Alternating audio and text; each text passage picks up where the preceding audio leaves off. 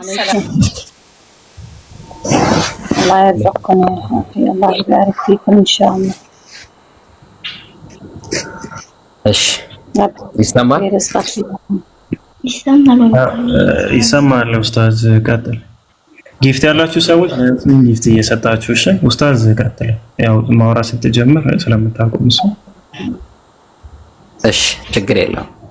እኛ ሙስሊሞች ነቢያቶች በአጠቃላይ አላህን ነው ያመለኩት የሰበኩት ብለን እናምናለን። ነብይ ማለት የሰው ልጅ መጀመሪያ ሰው አለ ብለን እናምናለን። ሰዎች ደግሞ የተፈጠሩበት ዓላማ አለው። ሰዎች ካሉ ፈጣሪ፣ ፍጡር ካለ ፈጣሪ አለ። ፍጡር ካለ ፈጣሪ አለ። ፈጣሪ ፍጡሮችን ለምንድን ነው የፈጠረው ሲባል አምላክም ለብቸኝነት ወንድማችን ይቅርታና ስብከት አታድርገውና መጀመሪያ አደም ስለ አላህ ምን እንደሰበከ ለመለስ ቤቱን ካላወቅሽው ማለት ነው። ይሄ የፒኬ ቤት ነው። እሺ አንቺ በፈለግሽው መንገድ ሳይሆን እኛ ደስ ባለ መንገድ ነው። ጥያቄ ካለ መመለስ ያለብን ነገር እንመለሳለን። ከሌለም ደግሞ ጥያቄ ሐሳባችንን እንገልጻለን። እሺ መርሲ። ካልተስማማሽ ደግሞ ሚስማማሽ ቤት ጋር የመሄድ ሙሉ መብትሽ ያለው ማንቀይ አይደለም። ገና ብዙ ሰው እንዲደርሰን ብዬ መርሲ። በቃ ሚዩት አድርጊ። እንስበክ ነው 2 ሰዓት የሚስበክ ሚዩት አድርጊ። አደም ኢስላም ማለት ለአንድ አምላክ እጅ መስጠት ነው። ለአንድ አምላክ እጅ መስጠት መቼ ተጀመረ ከተባለ በአደም የተጀመረው። ስለዚህ አደም ምን ነበረ? ለአንድ አምላክ እጁን የሰጠ ነበረ። ለአንድ አምላክ እጁን የሰጠ ሰው ምን ተብሎ ይጠራል ሲባል ሙስሊም ተብሎ ይጠራል። በአጠቃላይ አምላክ አላህ Subhanahu Wa Ta'ala ቁርአን ላይ ሲናገር ኢነ ዲነ ዒንደላሂ አልኢስላም፣ አላህ ዘንዳ እምነት ማለት እስልምና ነው ብሎ ይናገራል። አምላክን በቀጥተኝነት የሚገዛ ለአምላክ እጅ የሰጠ ምን ተብሎ ይጠራል? ሙስሊም ተብሎ ይጠራል። ለአምላክ እጅ የሚሰጥበት እምነት ምን ተብሎ ይጠራል ሲባል ኢስላም ተብሎ ይጠራል። ነቢያቶች ሙስሊሞች ናቸው እንዴ? አዎ ሙስሊሞች ናቸው። ما كان إبراهيم يهوديا ولا نصرانيا ولكن كان حنيفا مسلما ولم يكن من المشركين. أبراهام አይሁዲም ክርስቲያንም አልነበረም። ለአላህ Subhanahu Wa Ta'ala እጅ የሰጠ ሙስሊም ነበር ይላል። ስለዚህ ሙስሊሞች ነበሩ። ማስረጃ የምናቀርበው ከቁርአን ነው። ስለዚህ ነቢያቶች ኢብራሂም ሙስሊም ነበረ፣ ሌሎች ነቢያቶችም ሙስሊሞች ነበሩ። ማስረጃ ቁርአን ላይ ብዙ ማስረጃዎችን ማምጣት እንችላለን። ከብዙ በጥቂቱ እንደዚህ ካደረግን ግን ይሄን መስፈርት ተጠቅመን የሚለውን ነገር ለፒኬ ልቀቅና ማስረጃ መክፈት ይችላል ከፈለጋችሁ ላወራሁት ነገር። ስለዚህ እሷ ወገናችን እስልምና ያልተቀበለችበት ምክንያት ምንድነው ተብላ ስትጠየቅ መስፈርቱ የነቢያቶች ሃይማኖት አይደለም። ስለዚህ ከቁርአን ሳይሆን የምትፈልገው ወይስ ከአደም መጽሐፍ ላምጣልሽ? አይደለም። እኔ አንድ ጥያቄ ነው ጠይቀን ፈልከው ወንድማችን። ለምሳሌ አደም የመጀመሪያው ነብይ ከሆነ ለምንድን ነው በአደም ስም ሻዳ ማትይዘው? ለመልስ ይሄን መጨረሻ መልስ።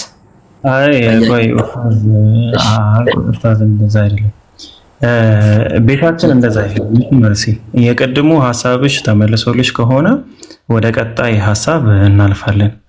ካልሆነ ግን ደስ ባለሽ ቁጥር ወደ ፈለግሽው መስመር አይደለም። አደም ነው የመጀመሪያ ነብይ አላችሁ። ኦኬ አደም በቃ ስለዚህ የመጀመሪያ ነብይ ቆይ አንዴ መርሲ። ስለዚህ የመጀመሪያው ሐሳብሽ ተመልሷል ማለት ነው። የመጀመሪያ ጥያቄሽ አሁን ለምንድን ነው በቃ ካልተመለሰልሽ ወደ ሌላ ሐሳብ አትግቢ። ሲጀመር እንዲመለስልሽም የሚጠበቅ አይነት ነገር አይደለም። ግን ወደ ሌላ ሐሳብ አትግቢ። ሃይማኖታችሁን ማብራራት አትችሉ ነው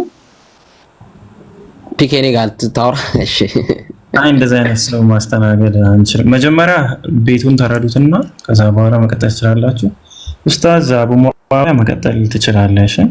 ቤቱን አሁን 1-3 ሰው ካስተናገድን በኋላ አቀበልሻለሁ። እሺ እዩና በደንብ ከዛ በኋላ አቀበልሻለሁ።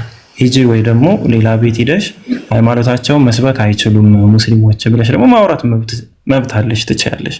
ኡስታዝ ቀጥል። በአሁኑ ሐሳብ ዙሪያ ኢስላም ማለት ምን ማለት ነው የሚለውን መረዳት አለብን። በደንብ እንድትረዱ የምንፈልገው ሰዎች 551 ሰው አለ። በደንብ ሰው 551 ሰው አለ። ኢስላም ማለት ምን ማለት ነው? ሙስሊም ማለት ምን ማለት ነው? ጽንሰ ሐሳቡን መጀመሪያ ተረዱት። ጽንሰ ሐሳቡን መጀመሪያ ተረዱት። ምን ማለት ነው? ኢስላም ማለት እምነት ነው። የእምነቱ ስም ነው። ምን ማለት ነው? ለአንድ አምላክ እጅ መስጠት ምን ተብሎ ይጠራል? ሙስሊም ተብሎ ይጠራል ሰውየው። ለአንድ አምላክ እጅ መስጠት፣ አንድ አምላክን በብቸኝነት ማምለክ የሚመለክበት ሃይማኖት ምን ተብሎ ይጠራል? ሃይማኖት ማለት ተቋም አይደለም። በነገራችን ላይ እናንተ እንደምትሉት አይደለም። ሃይማኖት ማለት አምላክ በብቸኝነት የሚመለክበት ነገር ምን ተብሎ ይጠራል? ሃይማኖት ተብሎ ይጠራል። ያ ሃይማኖት ምን አይነት ሃይማኖት ነው ሲባል ለአንድ አምላክ እጅ የሚሰጥበት ሃይማኖት ምን ተብሎ ይጠራል? ኢስላም ተብሎ ይጠራል። ስለዚህ ፈጣሪ ካለ ፍጡር አለ። ፍጡርና ፈጣሪ ካለ ደግሞ ፍጡር ደግሞ የሚኖረው አምላኩን በብቸኝነት ለማምለክ ነው። ለዛም ቁርአን ላይ ወማ ኸለቅቱል ጂነ ወልኢንሰ ኢላ ሊያዕቡዱን አምላክን በብቸኝነት የማምለክ እንጂ ወማ ኸለቅቱል ጂነ ወልኢንሰ አጋንንቶችንም የሰው ልጆችን አልፈጠርኩም እኔን በብቸኝነት እንዲገዙኝ እንጂ ይላል። ስለዚህ አምላክን በብቸኝነት የሚገዛ አምላክም በብቸኝነት የሚታዘዝ ሰው በትክክለኝነት የሚገዛ ሰው ምን ተብሎ ይጠራል? ሙስሊም ተብሎ ይጠራል ማለት ነው። ስለዚህ ቃሉን ከዛ መጥቶ ይመጣል። ስለዚህ አምላክ ዘንዳ የሚታወቀው ምንድነው ተብለን ስንጠየቅ ኢነ ዲነ ዒንደላሂ አልኢስላም አላህ ዘንዳ የሚታወቀው እምነት ኢስላም ተብሎ ይጠራል። ማስረጃ ልስጣችሁ። ቁርአን ነው ይሄ የምነግራችሁ። ኢብራሂም ምን ነበረ ሲባል አብርሃም ምን ነበረ ሲባል ሙስሊም ማ ካነ ኢብራሂም የሁዲያ ወላ ነስራንያን አብርሃም የይሁዲም ሆነ ክርስቲያን አልነበረም። አይሁዲም አልነበረም። የይሁዲ እምነት ተከታይም አልነበረም። ክርስቲያንም አልነበረም። እሱ ሙስሊም ነበር ይላል። ሙስሊም ነበረ። እሺ የያዕቁብ ልጆች የኢስሐቅ ልጆች ምን ነበሩ? ኢብራሂም ሁለት ልጆችን ወልዷል። ኢስሐቅ እና እስማዒል ናቸው። የኢስሐቅ ዘሮች አይሁዳውያኖች ናቸው። የእስማዒል ዘሮች ምንድናቸው? አረቦች ናቸው። ስለዚህ ኢስሐቅስ ምንድን ነበረ ሲባል ሙስሊም ነበረ። ስለዚህ ከእያንዳንዱ ቁርአናዊ ማስረጃ ተንተርሰን ነቢያቶች ሙስሊም መሆናቸውን ማስረጃ እናቀርባለን። በሚገርማችሁ ሁኔታ አንድ ደቂቃ ትሰጠኛለህ? እምነት እንዳልሆነ አስረዳችሁ ስለምፈልግ ነው። ኡስታዝ ትሰጠኛለህ? ያው ምን ላስረዳችሁ አልክ? አልሰማሁም። ኢስላም አሁን የአይሁድነት ሲባል ከሰው ጋር የተነካካ ነገር ነው። የአይሁድነት ሲባል አይሁድነት ሲባል አይሁድ ከመጣ በኋላ የመጣ እምነትን ማስያዝ ነው። ክርስትና ሲባል ደግሞ ክርስቶስን መከተል ነው። ክርስቶስን መከተል ነው። ስለዚህ ከክርስቶስ ጋር ተያይዞ የመጣ እምነት ነው። ኢስላም ግን ከማንም ግለሰብ ጋር ተያይዞ የመጣ ስምም የለውም፣ ስያሜም የለውም። ከማንም ግለሰብ ጋር ተንተርሶ የመጣ ምንም አይነት ማስረጃ የለውም። ምክንያቱም ቁርአን ላይ ሲመጣ ለምሳሌ አይሁድነት ሲባል ከኢስሐቅ በኋላ የመጣ እምነት ነው። ነስራኒነት ሲባል ከዒሳ በኋላ የመጣ እምነት ነው። ኢስላም የሚለው ስም ግን ከማንም መሐመዳዊ ነን። ለምሳሌ እኛ ሙስሊሞች ነን እንጂ ስማችን መሐመድ ቢሆን የመሐመድ ተከታይ ብንሆን መሐመዳዊ ነበር መሆን የነበረበት። ስለዚህ አላህ የመረጠልን ሰው ስለሆነ ግን ኢስላም የሚለው ቃል ከማንም ፐርሰን ጋር ተያይዞ የሚመጣ ስም አይደለም። ትልቁ ተአምር የአላህ ትልቁ ተአምር ይሄን ቃል ሲመርጥልን ከማንም ከየትኛውም ግለሰብ ጋር ተንተርሶ የመጣ ስም የለንም። ይሄን ስም የሰጠን አምላክ ነው። ለአምላክ በቀጥታ ሆነ ለአምላክ መታዘዝ ነው። ለአምላክ መታዘዝ ኢስቲስላም ይባላል። ስለዚህ ለአምላክ የሚታዘዝ ሰው ሙስሊም ተብሎ ይጠራል። ታዛዥ ማለት ነው። ከማንም ግለሰብ ጋር ተያይዞ የመጣ ስም አይደለም ማለት ነው። ነስራኒ ስትል ግን ክርስቲያናዊ ስትል መሲሒ ስትል መሲሕን ተከትሎ የመጣ ሰው ነው። አይሁዳዊ ስትል አይሁድ፣ ቡድሃ ስትል ከቡድሃ ጋር ተከትሎ የመጣ ስም ነው። ኢስላም የሚለው ስም ግን ከማንም ጋር ተቀጽሎ የመጣ ስም አይደለም፣ ከአላህ የተሰጠን ስም ነው። ወሊላሂል ሐምድ።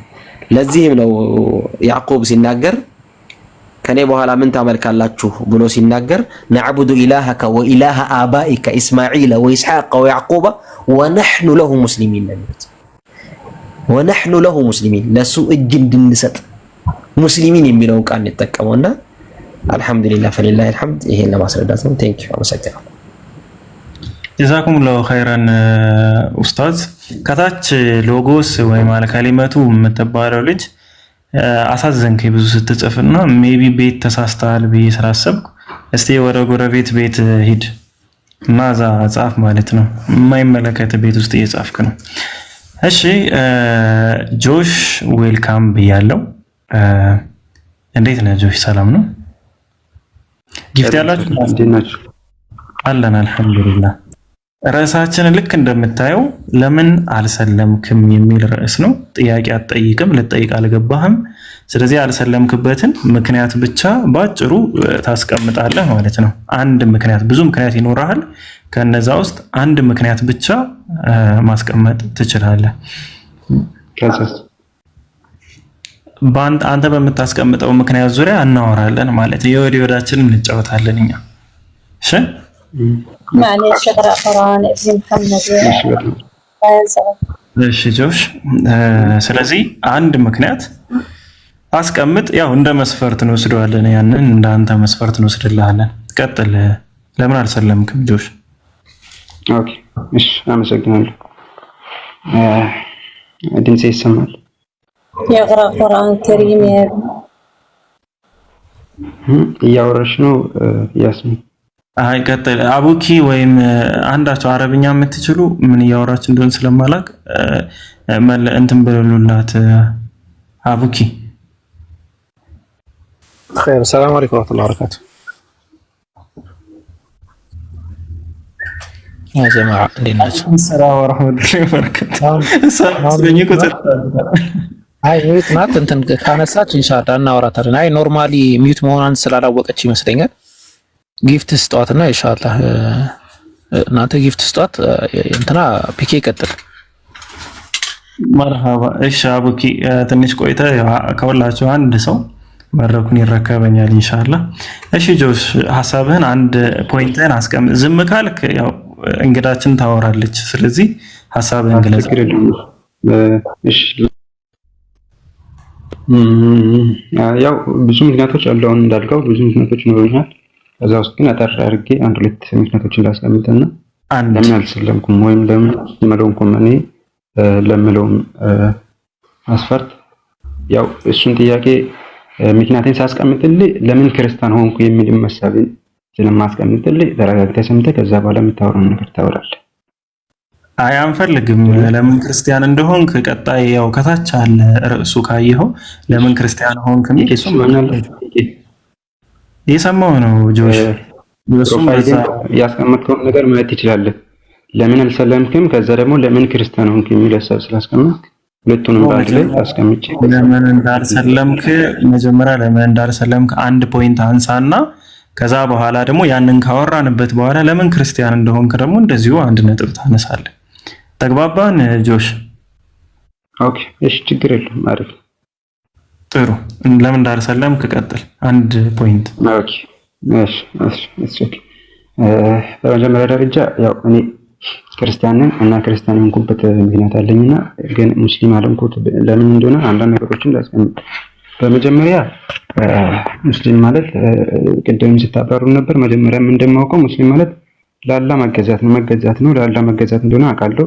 ለአንድ አምላክ መገዛት ይሁን ችግር የለውም አውቃለሁና ወደ እኔ ሲመጣም እሱን ነገር ችግር የለውም ኢንተርፕሬት ማድረግ ይችላልውና ነገር ግን ለምንድን ነው እኔ ሙስሊም ያልሆንኩት ብዬ ስናገር ሙስሊም መሆን ብቻ ለአንድ አምላክ መገዛት የሚል ሐሳብ ብቻ ስለሌለውና ከዛ ያለፈ ብዙ ነገሮች አሉት። ነገር ግን ዋና ሐሳቤ እሱ ስላልሆነ ዋና ሐሳቤ ላሰም ዋና ሐሳቤ ምንድነው? ቆይ አንዴ እንዴ አማርኛ እንዴት ነው እንደ አዲስ እናስተምር እንዴ?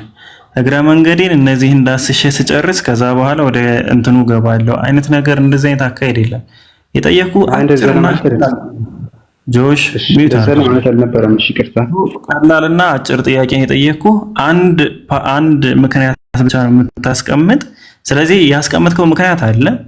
በዛ እንሄድ። እስልምና አንድን አምላክ ብቻ አምልኩ የሚል ሃይማኖት ስላልሆነ ነው፣ ወይም እንድናመልክ የሚጋብዝ ሃይማኖት ስላልሆነ ነው ብለሃል።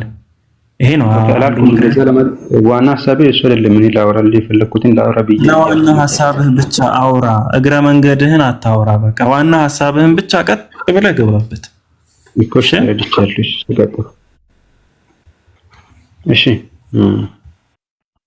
ያው እኔ እሱን ፖይንት አድርጌ ለማውራት አልነበረምና እሺ ችግር የለውም አሁን ላውራ። ሙስሊም ያልሆንኩት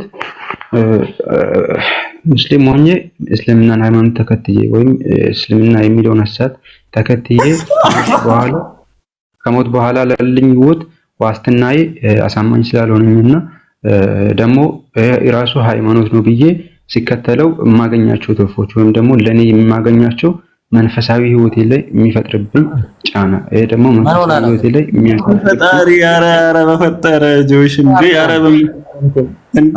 አቡ ስማኛ እንደ ጠይቀው እንዴ ጆሽ ምንድነው? ኧረ እኔ መሀል ላይ እኮ ትናሱ ላይ ነበር እንዴ ምን አይነት ነገር ነው ማለት ነው? ጆሽ አንድ ማለት ይኸው ነጠላ ነው። ይሄ ውስጡ ላይ 3 አካላት ያሉትን ምክንያት አይደለም የጠየቀው። አንድ ምክንያት አንድ ነጠላ ምክንያት ተውሂድ ዋሂድ አንድ ምክንያት ፕሊዝ አንድ እሺ የሚያስቅ ምናምን ነገር አላወራሁም እኔ። ኧረ እኔማ አዝኜ የባሰ ከማስከፋህ ብስቅልህ ይሻላል ብዬ ነው እኮ። የሚያሳዝንም ነገር አላወራሁም። ስለ እምነት እያወራሁ መሳቅም ማዘንም አያስፈልግም። እሺ አንድ ምክንያት ታስቀምጣለህ እባክህን? እሺ ታስብ ላስቀምጥልህ፣ ችግር የለውም። እኔ ምንም ባወራ እኮ ማዘንም መሳቅም አያስፈልግም። ምክንያቱም የተናገርኩት ስለ እምነት ስለሆነ ያ ነገር ትክክል ነው ወይ ለምንድን ነው የሳቀው ያዘንከው ስለምንድን ነው የሚባለውን ይቅርታ በቃ እሺ አንድ ነገር ላስቀምጥ በቃ ታስብ። ኦኬ እሺ ልቀጥል።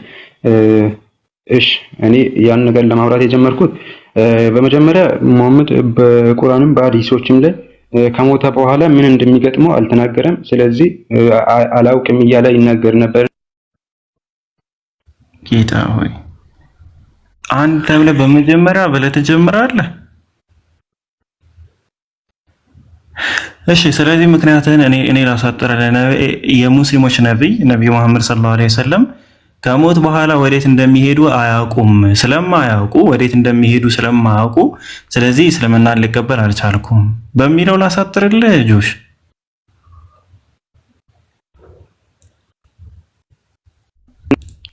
ጠይቃኛል ወይ? እኔ ምንድነው እንዳውራ ነው የጠየቃችሁ ወይ የኔን ሐሳብ ወስደን ለማድረግ ነው? ጆሽ በጣም እኔ እንጃ እኔ በህይወቴ ማለት ነው። እሺ ይሁን ችግር የለም። ከጠየቀኝ እኮ ቢያንስ 1-2 ደቂቃ መታገስ አለብኝ እኮ። ለምንድን ነው 2 ደቂቃ መታገስ? አንድ ምክንያት አቅርብ ተብለ ደቂቃው የቻለውን ሁሉ 10 ምናምን ምክንያት እስካሁን እንኳን ወደ 5 ምክንያት ሰምተናል እኛ። አጭር አድርጋ አንድ ምክንያት ብቻ አስቀምጥ። እሺ መልስልኝ፣ ችግር የለውም። እሺ ሙሐመድ ከሞት በኋላ ምን እንደሚሆን አላውቅም ያለበትን እኔ እሱን ተከትዬ ወይም ደግሞ እሱ ያነሳውን ሐሳብ ላይ አምኜ ተከትዬ እኔ የት እንደሚሄድ ወይ እርግጠኛ ሆኜ ነው እንከተሉ ብዬ እስልምና ልከተል መልስ። ስለዚህ ነቢያችን ሰለላሁ ዐለይሂ ወሰለም ከሞት በኋላ ወይም ደግሞ በትንሣኤ ቀን የጀነት ይሁኑ የጀሃነም ስለማያውቁ እኔ የት እንደምገባ እንዴት ላውቅ እችላለሁ? ስለዚህ በዚህ ምክንያት ምን ሙስሊም መሆን አልቻልኩም የሚል ነው። በመጀመሪያ ጥሩ ሐሳብ ነው። ያው አሞጋግሰን ነው የምንጀምረው። ማስረጃህን ከማስቀመጥ ጀምርና ከዛ ኢንሻአላህ እስኪ እንየው። እስኪ ነብያችን ሰለላሁ ዐለይሂ ወሰለም ከሞቱ በኋላ ወዴት እንደሚሄዱ አያውቁም ወይስ ያውቃሉ የሚለውን ያው አንተ በማስረጃ የምታወራ ሰው ስለሆንክ ማስረጃህን አስቀምጥና እስኪ ጀነት ልግባ አልግባ አላውቅም ያሉበትን ወይም ደግሞ ከሞትኩ በኋላ የት እንደምገባ አላውቅም ያሉበትን ማስረጃ አስቀምጥ። አቡኪ መቀጠል ትችላለህ ከጆሽ ጋር።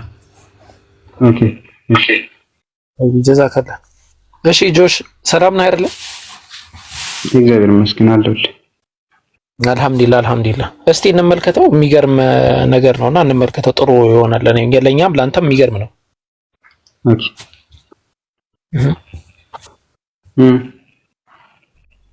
ከሞት በኋላ ነቢያችን መሐመድ ሰለላሁ ዐለይሂ ወሰለም እንግዲህ ቢግ ክሌም ነው። ያ ምንድነው? ከሞት በኋላ ነብዩ መሐመድ ሰለላሁ ዐለይሂ ወሰለም እንደሚያጋጥመኝ አላቅም ብለዋል። እሳቸው ምን እንደማያጋጥማቸው ካላወቁ ትክክለኛ እንትን አይደለም ነው። እንዴት እከተላቸዋለሁ ነው አይደለም? ያ እኔስ ምን እንደሚገጥመኝ በምን እርግጠኛ እሆናለሁ ነው። ኦኬ ሎጂካል አይደለም፣ እንመለከተዋለን ሎጂካልነቱን። ግን እስቲ ነብዩ መሐመድ ሰለላሁ ዐለይሂ ወሰለም ከሞት በኋላም እንደሚያጋጥመኝ አላቅም ብለዋል። እስቲ አንተ አው ብለህ እስቲ ቃል በቃል ምለውን ጨውታ ቃል በቃል ምናምን ጨውታ እንዳትጫወትና አው እንደዛ የሚል ሰዎች አሉ። ችግር የለውም። እሺ ጆሹዋ ይሄ ኢንፌሪቲ ማይኖሪቲ ሐሳብህን ተው። እሺ እንደዚህ ቃል በቃል ጨዋታ ምናምን እንደዚህ አታስቡ። በቃ አንተ ለተናገርከው ነገር ለምትተነፈሰው ትንፋሽ ልትጠይቅ ትችላለህ። ማስረጃ ቃል በቃል አንተ ነብዩ ኦኬ ነብዩ ብለዋል ላልከን ማስረጃ አስጠን። በቃ እሺ ላምጣ። አንድ ደቂቃ ትጠብቀኛል? ችግር የለውም። እሺ ሌላ ጊዜ ተደራጅ። አሁን ችግር የለውም።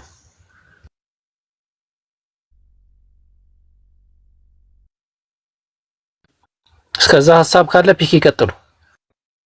ኢንሻአላህ ያው ከልጁ ጋር እንቀጥላለን። እስከዛ እስኪ ጎን ለጎን እናስኪድ እንደ አንድ ክርስቲያን ላስገባ። አይ ቲንክ ዛሬ ሌሊት የሚያመጣ ከሆነ ማለት ነው ምናልባት ከዛ ደግሞ እስኪ እናነሳለን የሆነ ፖይንት እናነሳለታለን ኢንሻአላህ። ያም ፖይንት ምንድነው? ነብያችን ካወቁስ እንዴት ነው ያንን መስፈርት ያሟላሉ ማለት ነው? እሳቸው ካወቁ የእሳቸው ተከታይ የሆኑ ሙስሊሞችስ ገነት እንደሚገቡ ምስክርነት ከሰጡ ነገር ያሟላሉ ማለት ነው የሚለውን እንቀጥላለን። ለአሁኑ ግን ያው አያውቁም የሚሉትን ያስቀምጥ። እሺ እንቀጥል። ፒኬ እሺ ለምሳሌ ከቁርአን ብንጀምር ቁርአን ላይ 46ኛው ሱራ ላይ ይሰማል። እሺ ከቁርአን ብንጀምር አልክ አይደለ? አሁን ከቁርአን ብንጀምር ማለት ሌላ ማስረጃ አለኝ ነው። እሺ የቁርአኑ ማስረጃ አለ። እሺ የሐዲስ አንድ ማስረጃ አስጠን መጀመሪያ። ቆይ የቁርአን አለ እንደዚህ አይነት እንትኖችን ስለተጠቀምክ ባትጠቀም ጥሩ ነው። ኦኬ እኮ ሐዲስ አለ ማለት የሆነ የተለየ ነገር እንዳለው ለማስመሰል እስቲ ከእንትን እንጀምር አለ። ጥሩ ሐዲስ አለ ያልኩን የቁርአኑን እንቀጥላለን እኮ። እሺ የቁርአኑንና ከዛ የሐዲሱን ትነግረንና ከዛ እንቀጥላለን። እሺ ቀጥል። ما يفعل بي ولا የሱራውን የቁርአኑን እንጀምርና ያልኩ ቁርአን ላይ ያለውን መጀመሪያ እኔ ማለት ነው። ስለዚህ ሐዲስ ላይ ካለ አመጣልሃለሁ። እሱ ምን ጨነቀ አንተ ካለ ነው እንዴ? እሺ ያለ ስራስ እሺ ወላ አድሪ ما يفعل بي ولا بكم ብለዋል ነብያችን መሐመድ ሰለላሁ ዐለይሂ ወሰለም። እሱ ነው የፈለከው አይ ቲንክ። እሺ ቦታውን ንገረን ህዝቡ ያዳምጡ። 46ኛ ሱራ ላይ ሱራ 46 ላይ አንቀጽ 9 አካባቢ ማለት ነው። እሺ 46ኛ ሱራ አንቀጽ 9 አካባቢ አንብቦ አንቀጽ 9 ይነበብ። ኦኬ ላንብብል። ኦኬ እሺ ኦኬ እንደዛ ትወጣለህ ማለት ነው። ኦኬ ተመለስ በቃ ጆሽ ሸምድደው ካልተመለስክ በስተቀር ማንበብ አትችልም። እንደሱ ከወጣህና ተመለስና ይከፈትልሃል። ችግር የለውም። ጆሽ ተመለስ አለው። ኦኬ እየዘጋብኝ ነው። እንደዛ ስትሆን ኦኬ ሶሪ እሺ እሺ ማንበብ ትችላላችሁ እናንተ። ይኸው ሱራ 46 ላይ እሺ እዚሁ አሁን እንትን ይሰማል አይደለ? ቆይ ቪዲዮ የሚከፍት ሰው አንዴ እንትን ይበልና እንቀጥላለን። ችግር የለም። አዲስ ነገር ስላልሆነ ጆሹዋ ችግር የለውም እንትን በል። ኦኬ ችግር የለውም። ለአንተ አዲስ ባይሆንም ያው ለኔም አዲስ አይደለም፣ ግን ነገሩ ያው ዝም ብለን ማውራት እንደሆነ መማማር ስለሆነ ችግር የለውም። እሺ ቪዲዮ መክፈት የሚችል ሰው አንድ ሰው አስገባ። እሺ ላንብብ አንዴ። ኦኬ ማንበብ ትችላለህ ነው ጆሽ? ከቻልክ አነብላለሁ ላንብብል። እስቲ አንብብሽ። ኦኬ 46ኛ ሱራ ላይ ከመልእክተኞች ቢጤ የሌለኝ አይሰማም። ኦኬ አሁን ትነበባለህ። ቀጥል። ትሰማለህ? እሺ ከመልእክተኞች ቢጤ የሌለኝ አይደለሁም፣ በእኔም በእናንተም ምን እንደሚሰራም አላውቅም። ወደ እኔ የሚወረደውን እንጂ ሌላን አልከተልም። እኔም ግልጽ አስፈራሪ እንጂ ሌላ አይደለሁም እያለ ይናገራል በላቸው እያለ ይናገራል።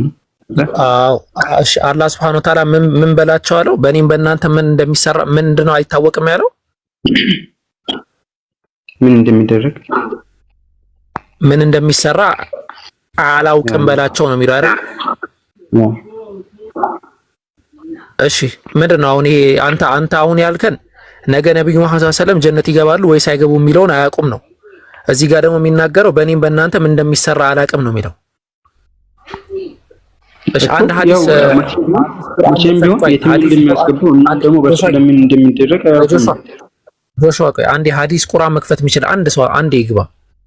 አፎን አንዴ በልክ የሆኑ ማስረጃዎችን ዛሬ ስለምንመለከት አንዴ ፈተናችሁ በቃ እንተን ክፈትልኝ። እሺ ፒኬ አፎን ሰሂህ ሙስሊም ሐዲስ ቁጥር 197ን ክፈትልኝማ። ከዛ ዲሴንድ አድርገን እንመጣለን። ኦኬ እሺ ሰሂህ ሙስሊም ሐዲስ ቁጥር 167ን ክፈትልን ፒኬ አፎን። የቁርአኑ ሐሳብ ተመቷል፣ እሱም ገብቶታል። ሌላ ሊፈልግ ነው የወጣው። አይ ቲንክ ተመለስ ጆሹዋ 197 እሺ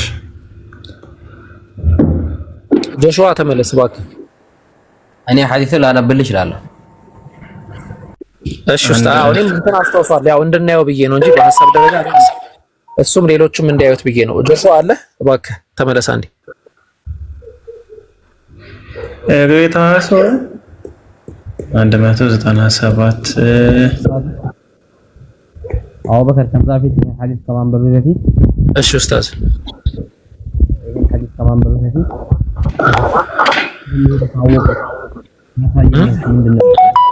ኡስታዝ ድምጾት ታፍኗል። ኡስታዝ ድምጽ የለም እኮ። አይ ከዛ በፊት ልጁን ነው መለክ ይሰማል አሁን። አዎ ይሄን ሐዲስ ከመክፈታችን በፊት ወዴት እንደሚሄዱ ካሳየንስ። ኦኬ ይመለስ እንትን ብሏል። አይ ፓኒክ ሆኗል እንደ አናኒ ተመለስ ጆሹዋ። ኦኬ ቆይ አንዴ ጆሹዋ ነብዩ መሐመድ ሰለላሁ ዐለይሂ ወሰለም ጀነት እንደሚገቡ ቃል በቃል ማስረጃ ካሳየውስ? ያው እሱ ከሆነ ደግሞ ይጋጫል።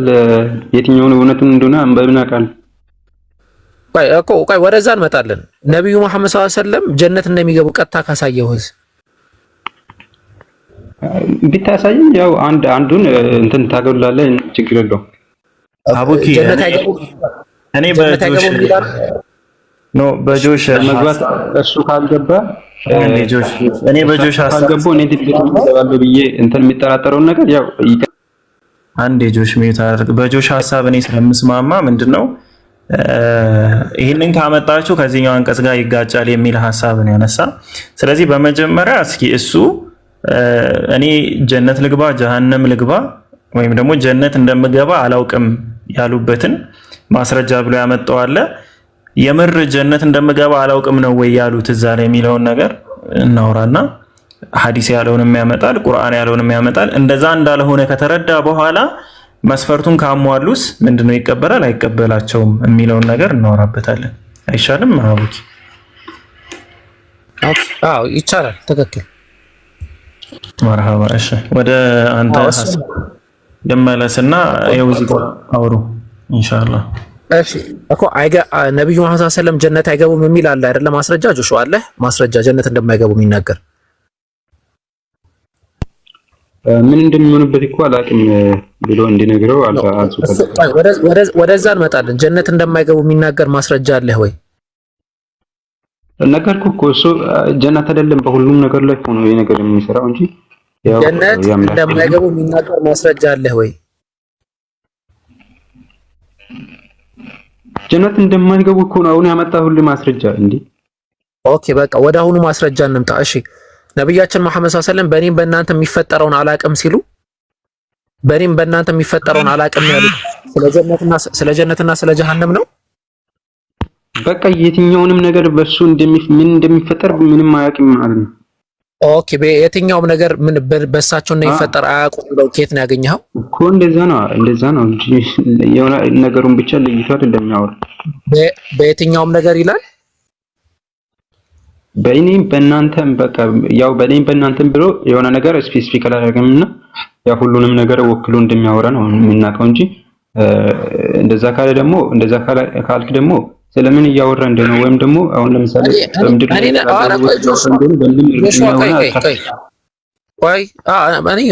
አሁን አስረዳኝ ቆይ እሱን ተው አስረዳኝ እንደዚህ አድርገኝ ምናምን የሚለውን ተውና አንተ ስለ ሁሉም ነገር እንደሚያወራ ኦኬ ሌላውን ተው ቀለል አድርገልና ስለ ሁሉም ነገር እንደሚያወራ እንደዛ ብሎ የፈታ ስኮላር አለ ማስረጃ ማምጣት የምችለው? እሱን አመጣለሁ፣ ሌላ ጊዜ አመጣለሁ። አሁን ያው ብዙም እንትን ሳሊዝ ዝም ብዬ ነውና ርዕሱን አይቼ የገባሁት። ኖ ሌላ ጊዜ አይደለም እኮ ስም ጥቀስልን እስቲ፣ አንድ ጥቀስልን፣ እከፍትልሃለሁ እኮ አይቼ ነው አጣርቼ ነው የማመጣው። እንዴ ዝም ብዬ የሌለውን ነገር ጠቅሼ ደግሞ የታለ ምናምን ይልታል። በቃ ኦኬ እሺ፣ እንደዛ እንዳልሆነ እኔ ባሳየህስ፣ ከዛ ወደ ሐዲሱ ብንገባስ? እኮ ችግር የለውም እንዴ። ኖ ችግር የለውም አይደለም። የአንተ ሐሳብ ምን ይሆናል? እሱን ንገረን። እንግዲህ አንተ ያመጣው ማስረጃ ይሄ ነገር ይቀራል፣ ዋስትና የለውም ነገሩ ይቀራል ማለት ነው። ኦኬ ቴንክ ዩ። እሺ እኮ ስለዚህ እስልምናን ትቀበላለህ ማለት ነው ወይስ ዝም ብለህ ለልፋት ብለህ ነው ዝም ብለህ ያነሳው ሐሳቡን? በአንድ ጥያቄ ነው እንደዚህ የምናምንቀበለው? ምን አይነት እንትን ነው የምታስበው? አይ ያልተቀበልኩበት ምክንያት ብለህ ነው ያነሳው እኮ። ብዙ ምክንያቶች አሉኝ፣ ከዛ ውስጥ አንዱን ልጥቀስል ብዬ እኮ ነው የጀመርኩት። ለዲጄ አንዱን ምክንያት እናፈርሰዋለን ማለት ነው። በቃ ቴንክ ዩ እኮ እኔም እያልኩ አይደል እንዴ? አንዱ ይፈርሳል ችግር የለውም አልኩ። እሺ አሁን የተፍሲር ኪታቦችን ሁሉንም ከፍቼ ላሳይ እችላለሁ እዚህ ጋር። አሁን ለምሳሌ ችግር የለውም ግን አጠር አድርገን ነገር የለውም በጣም አጠር ያለ አይ ቲንክ እሱ ራሱ ጀነት አይገቡም ወይም ደግሞ ጀነት እንደማይገቡ የሚል ሐሳብ ስላመጣ ለዛ ደግሞ ምንም አይነት ማስረጃ ስላላስቀመጠ ይሄ የራሱ አመለካከት እንደሆነ ማወቃችን ብቻ ራሱ መስፈርት ያደረገውን ነገር ውድቅ ያደርገዋል ነው። ሶ ነቢያችን ሰለላሁ ዐለይሂ ወሰለም ጀነት ይገባሉ ወይስ አይገቡም ነው ዋናው ፖይንት። ስለዚህ በዛ ላይ ቢወራ ተፍሲር ምናምን ይብን ያስፈልጋል ብዬ አላምንም እንደኔ።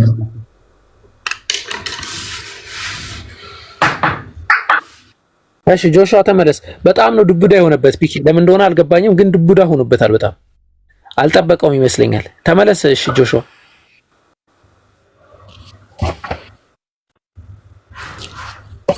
ጀስት ለሌላው ሰው እንትን ለማለት ሲባል ነው እንጂ ዳት ማች አውራ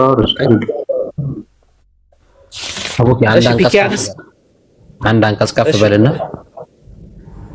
ቆይ እንትን ለሱም እንትን ኦኬ፣ አንዴ ትልቁ ላይ ታደርጉኛላችሁ።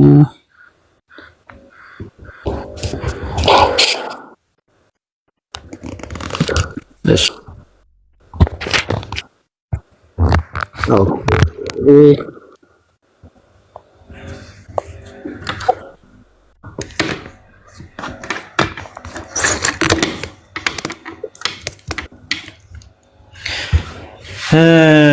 እሺ እሰማለሁ። አሁን አይ ቲንክ ተቋርጦ ነበር መሰለኝ። ጆሽ ተመለስ። በቃ ጆሽ ምንም እኮ እዚህ በኋላ መዞር ምንም ጥቅም የለውም ለአንተ።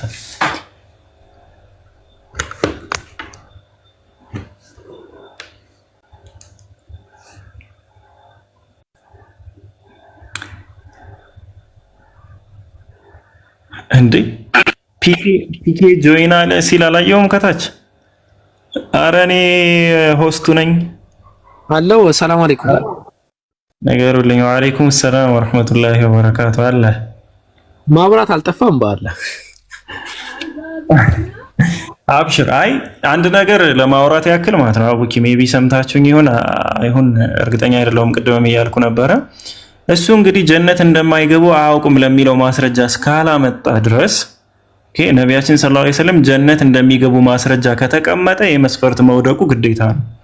ስለዚህ የግድ ጀነት እንደማይገቡ የሚያሳይ አንቀጽ ነው ምናምን እንደሚገቡ የሚያሳይ አንቀጽ ነው ተብሎ አንቀጹ ትንተና ውስጥ ራሱ ይብን መግባት አያስፈልግም። በቃ በእኔም በእናንተ ምን እንደሚሰራ አላውቅም ያሉት ጀነትን ያመለክታል ወይስ አያመለክትም ለሚለው በእሳቸው ላይ ጀነት ለሳቸው ወይም ደግሞ የመጀመሪያ ከፋች መሆናቸው ሊሆን ይችላል ምናምን እንደዛ አይነት የጀነት የሐዲስ ማስረጃዎች መኖራቸው ብቻውን ጀነት እንደሚገቡ ያውቁ እንደነበር ያሳያል። ሌላው አማኞችንም በተመለከተ የጀነት መሆናቸውን ያው ሱረቱል ሙእሚኑን ላይም እንደዛ ያሳያልና በዛ መሰረት የመጀመሪያውን መስፈርት ቀጥታ ውድቅ እናደርገው ማለት ነው። አይመስልም አቡኪ? ብዙ እንትን ከምንል ይቻላል። ታውቃለህ ማብራት አየር ላይ ጠፋ። ኔትወርክ ራሱ እንትን ብሎኝ ነበር። አሁን ራሱ መምጣቴን አሁን ነው ያየሁት።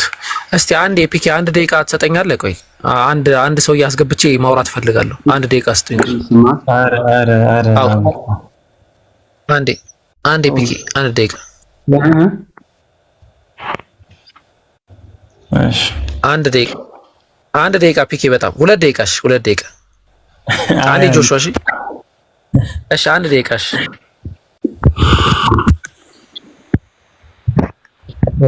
ሰላም ብያለሁ። ሰላም አለይኩም ወራህመቱላሂ ወበረካቱሁ። ሐማዱ ነብያችን መሐመድ ሰለላሁ ዐለይሂ ወሰለም ከአይሁዶችና ከነሳራዎች ጋር ተወያይተዋል አልተወያዩም?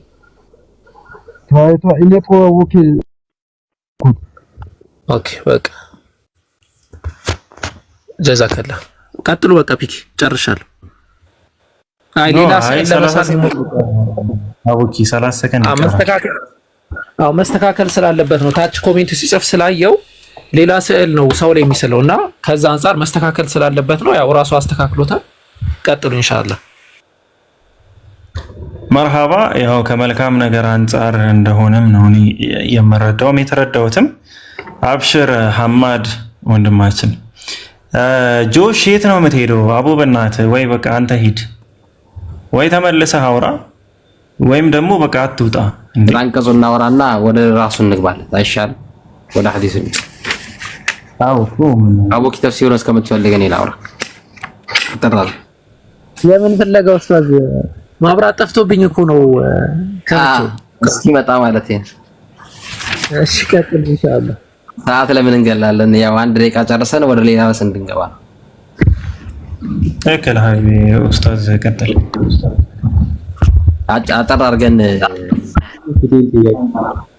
ቆይ ሐማድ ተረድተህ ሀይቢ ትክክል ነህ። ቀጥል ኡስታዝ ቀጥል። ሚዩት አደርጋለሁ።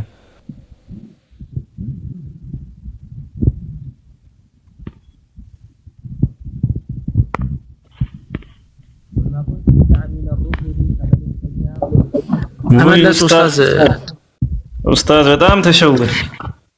ምን ነው እያወራህ ከነበረ በቃ ተበልተሃል።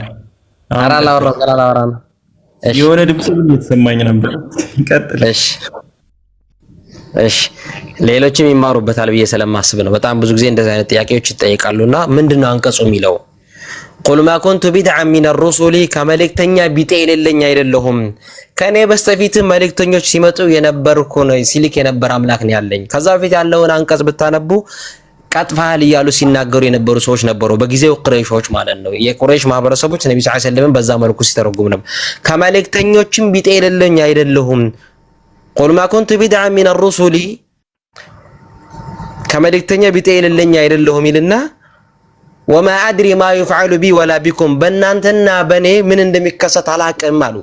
ምን ማለት ነው ሲባል ነገ ልሙት ዛሬ ልሙት፣ ነገ ድል ላርግ ዛሬ ድል ላርግ፣ በእንደዚህ አይነት መሰሎች ጉዳዮች ላይ ምንም የማቅ አይደለሁም። ኢላ ኢን አተቢዑ ኢላ ማ ዩሃ ወደኔ የተወረደ ግልጽ መለኮታዊ ራእይ ካልሆነ በቀር እኔ ወደፊትን የማቅ ሰው አይደለሁም። ምን እንደሚከሰት ምን እንደሚፈጠር ወደፊት ምን እንደሚከሰት ጥሩ ላግኝ መጥፎ ላግኝ የሚባለው ነገር ሳይሆን ዛሬና ድል ላድርግ አላድርግ የሚባሉት ነገራቶች አምላኬ ከአላህ ሱብሓነሁ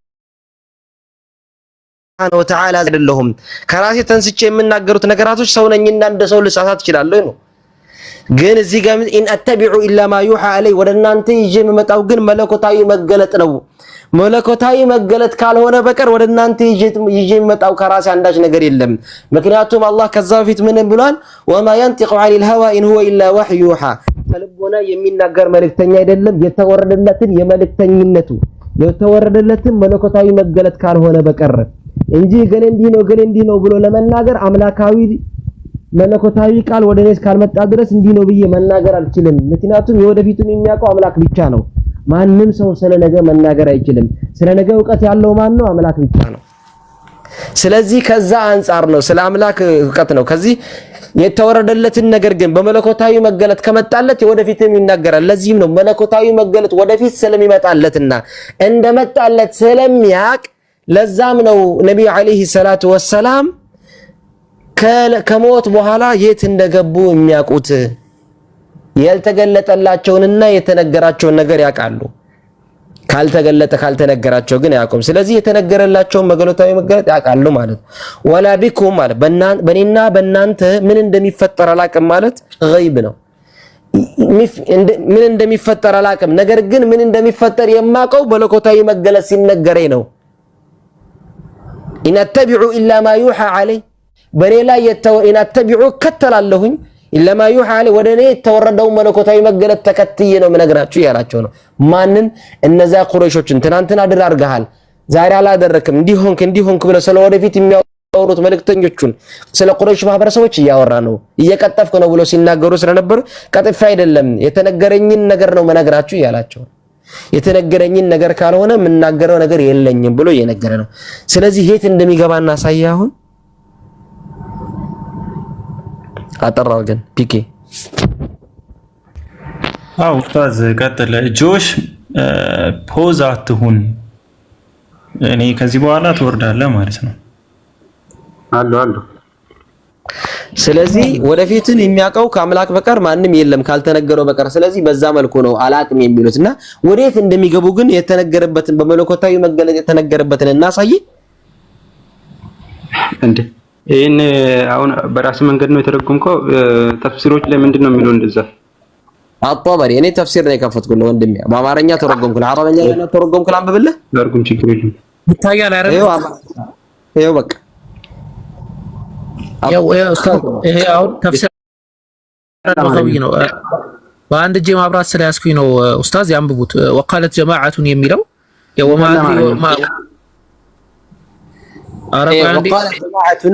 وقال جماعة قالوا وما أدري ما يفعل بي ولا بكم في الدنيا በዱንያ ጉዳይ ላይ ነው በዱንያ ጉዳይ ማለት በዚህ በምድራዊ ጉዳይ ላይ ነው ነገ ምን እንደሚከሰት አላቅም ያ ማለት ምን ማለት ነው እንደዚህ ነገር መለኮታዊ መገለጥ ካልመጣለት መናገር አይችሉም አሁንስ የቀረ ነገር አለ ጆሹዋ ምን ይላል وأما الآخرة قد علم أنه توهين ما بسربرايز ነው توهين አላወራም አቡከር ቆይ ስለዚህ ከምን አንፃር እንደሆነና ምድራዊ ጉዳዩ እንደሆነና በመለኮታዊ መገለጥ ከተነገራቸው ይሄ ጥያቄ ተመለሰልክ እንቀጥል ማስረጃ መጣሁ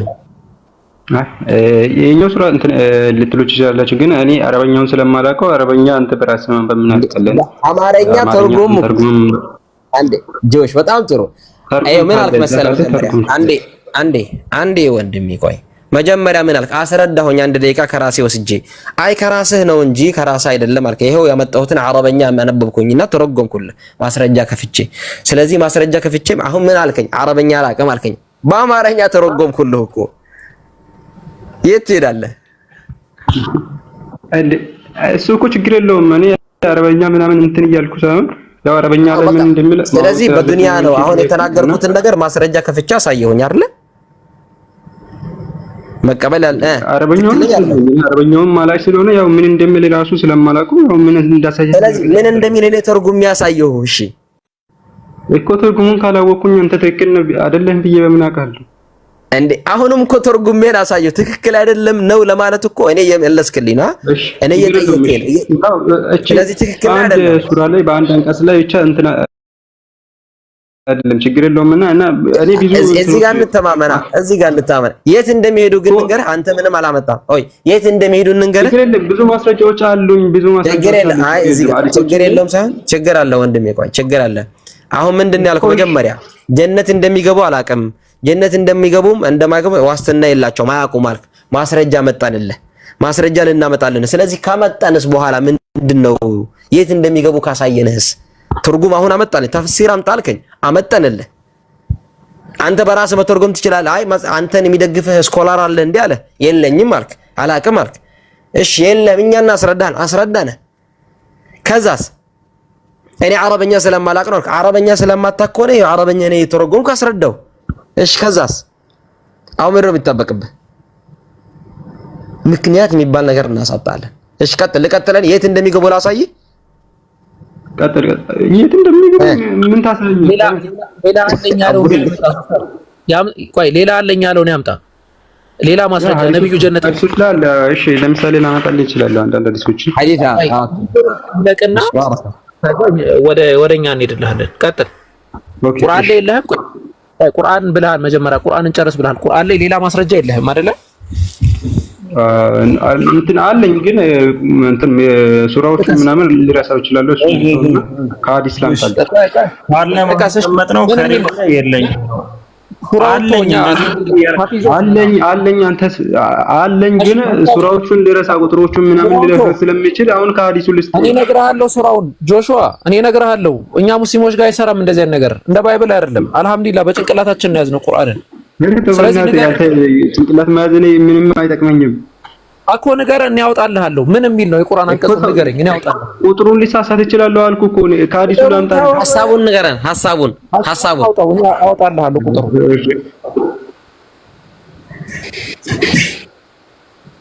ቀጥል እኮ ላምጣልህ ከሐዲስ እኮ ሐዲስ አይደለም የቁርአኑን ሐሳቡን ንገረን ቁጥሩን ተሳሳታለህ ማለት ሐሳቡን አውቀዋለሁ ማለት ነው ስለዚህ ሐሳቡን ንገረን ቁጥሩን ተው እኔ እነግርሃለሁ ቁጥሩ ቁጥሩን ሐሳቡን ምናምን እሱን ሊረሳ ይችላልው ሊሳሳት ስለሚችል አሁን ከሐዲስ ልስጥልህ ስለዚህ ሐሳቡንም አታውቀውም አይደለ ችግር የለውም ሐሳቡን ሊሳሳት ይችላልው የቃላት እንትን አይደለም እሺ ሐሳቡን ታውቀዋለህ አታውቀውም ወዲም ደዳላስኩም አልኩ እኮ እሺ አልሸመደድከውም ሐሳቡንም አታውቀውም ትንሽ በቃል የምታውቀው ትንሽ ተናገርና እንደሱ ያወጡታል ጎበዝ ወለ ክብሬ ከባርቶ ሐሳቡ በቃል የምታውቀው ተናገር ትክክል ነው ክብሬ የሐቅ ሰው የሚዋሽ ሰው መንግስተ ሰማያት አይገባም እንግዲህ ዛሬ ፈርሜልሃለሁ መንግስተ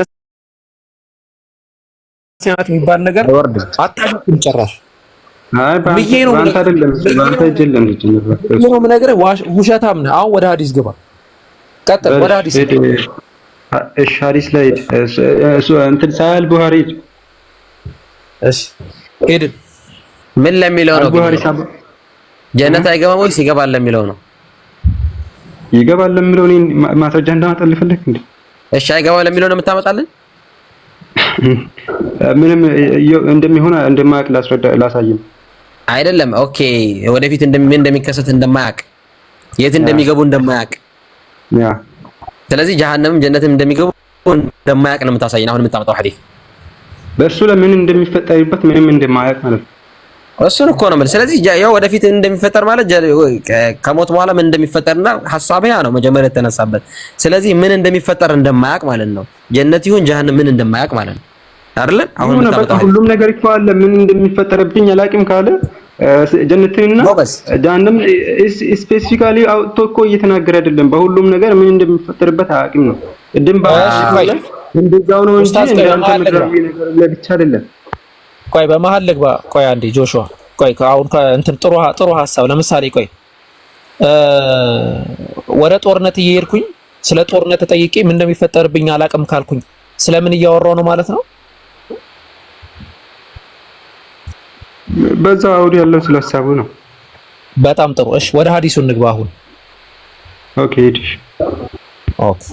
እሺ ቁጥሩን ነገርን ጆሽ እሺ ሰባ ሐዲስ አይ ሂድ አልኩት ሂድ እዛ ሳይል ቡኻሪ ጋር ሂድ እሺ ቁጥር ቡኻሪ አለው ገብቻለሁ ችግር የለውም ቁጥሩን ሐዲስ ቁጥር 714 ነው እስቲ ሐዲስ ቁጥር 714 ትራያል አይደለም 14 ያ 714 ሐዲስ ቁጥር እሺ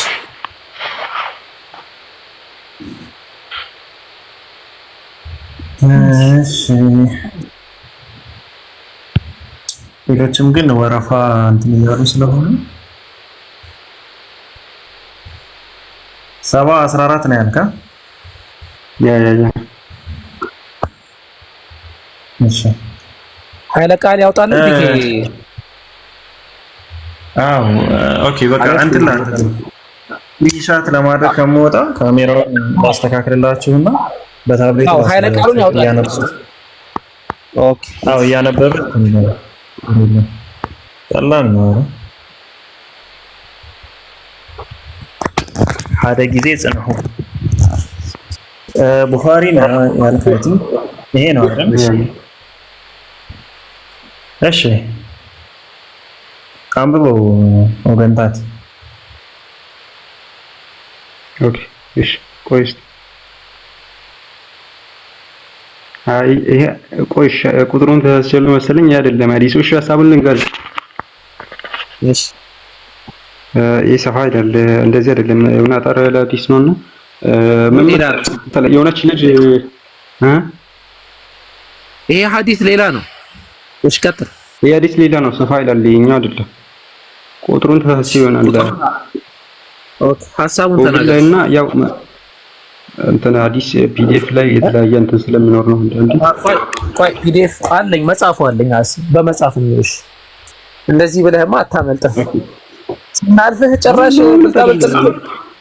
ቆይ ሐሳቡን ልነግርህ ነው። ሐሳቡን ከፈለክ ሐሳቡን እነግርሃለሁ እኮ አታስብ፣ ችግር የለውም።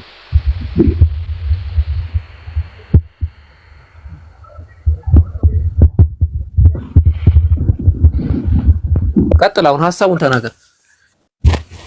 ኦኬ የሆነች ልጅ ህፃን ልጅ በሞተችበት ቦታ ነብዩ መሐመድ ሄደው ልጅቷ ሰዎች እያለቀሱ ነበር በጊዜው እና እያለቀሱ ለምን ታለቅሳላችሁ?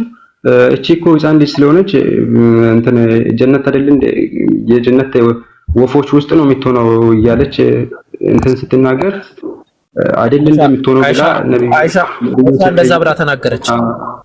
አይሻ እንደዛ ብላ ተናገረች። ጠይቃት አይሻ ረዲየላሁ ዐንሃ እንደዛ ብላ ተናገረች። ከዛ ነብዩ ምን ብለው መለሱ? አይደለም በአባቷ ወገብ ነው የሚወሰነው። አይደለም ማትበል አይደለም ማትበል። አዎ አይሻ ነው የተናገረችው። እንደዛ ብላ ነገር እኮ ነው እየነገርኩ ያለሁት። እሺ ቆይ ለሌላም ጊዜ ያዝ። ሰሂህ አልቡኻሪ ሐዲስ ቁጥር 2662 ክፈትልን። ሰሂህ ሙስሊም ላይ ክፈትልን። 2662 62 ሲሌ አፎን ያዛት ጆሹዋ ከተብ አድርግ።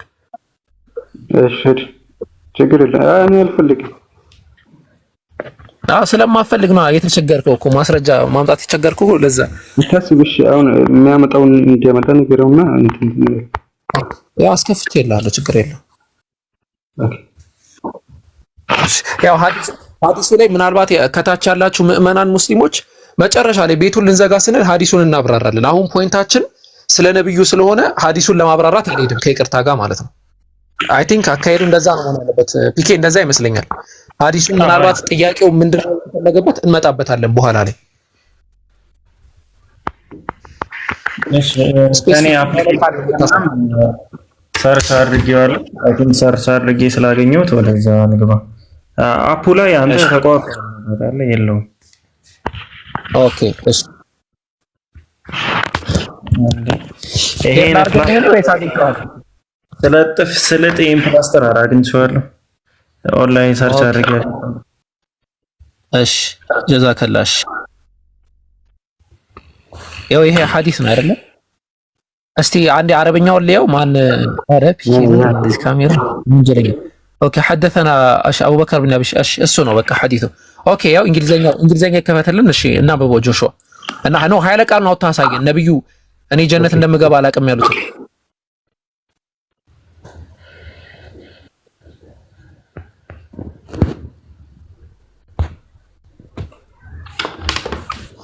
ቀጥል ጆሹዋችን። ኦኬ እኮ ነገር ልንገር ያ ነው አይ ኃይለ ቃሉን አውጣና አድርገውና እንትን አንዴ ላንተ ኃይለ ቃሉን አውጣና ጀነት አልገባም ያሉት ወይ ደግሞ እኮ ላውጣልህ ነው እንግሊዝኛ አይ ኦኬ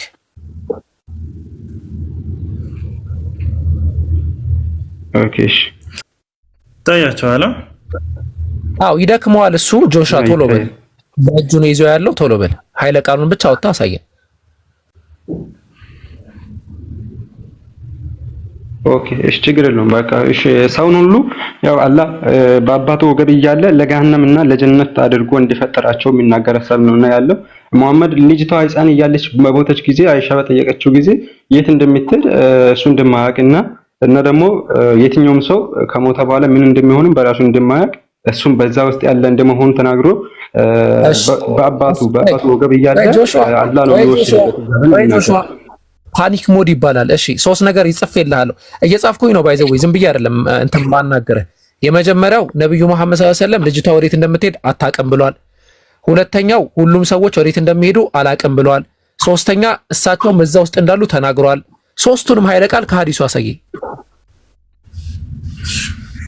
እንደዛ ስናገርልህ አንተ ቃል በቃል እንትን ለማድረግ አትሞክርና ችግር የለውም። እኔ ማውራልኝ ሐሳብ ያው ነብዩ መሐመድ ሰለላሁ ዐለይሂ ወሰለም ቃል በቃል እንትን እንድትል አይደለም። የለም በቃ የለም። ነብዩ መሐመድ ሰለላሁ ዐለይሂ ወሰለም ቆይ ነብዩ መሐመድ ሰለላሁ ዐለይሂ ወሰለም አይ ቲንክ 1 ደቂቃ ብቻ ነው የሚኖረን፣ ከዚህ በኋላ ይበቃል። ነብዩ መሐመድ ሰለላሁ ዐለይሂ ወሰለም እኔ ጀነት አልገባም ወይ ደግሞ የት እንደምገባ አላቅም ብሏል በዚህ ሐዲስ ላይ እኮ። የትኛውም ሰው በአባቱ ወገብ እያለ አላህ የት እንደሚገባ ወስኖበት ስለፈጠረ እሱም ደግሞ ከዛ ሰው የተለየ ማለት ነው። እሱን አልጠየቅንህም። የመጨረሻ ነብዩ መሐመድ ሰለላሁ ዐለይሂ ወሰለም እንደዛ ብለዋል ወይ አላሉም ብለህ ግን እንደዚህ አለ ከፈለክ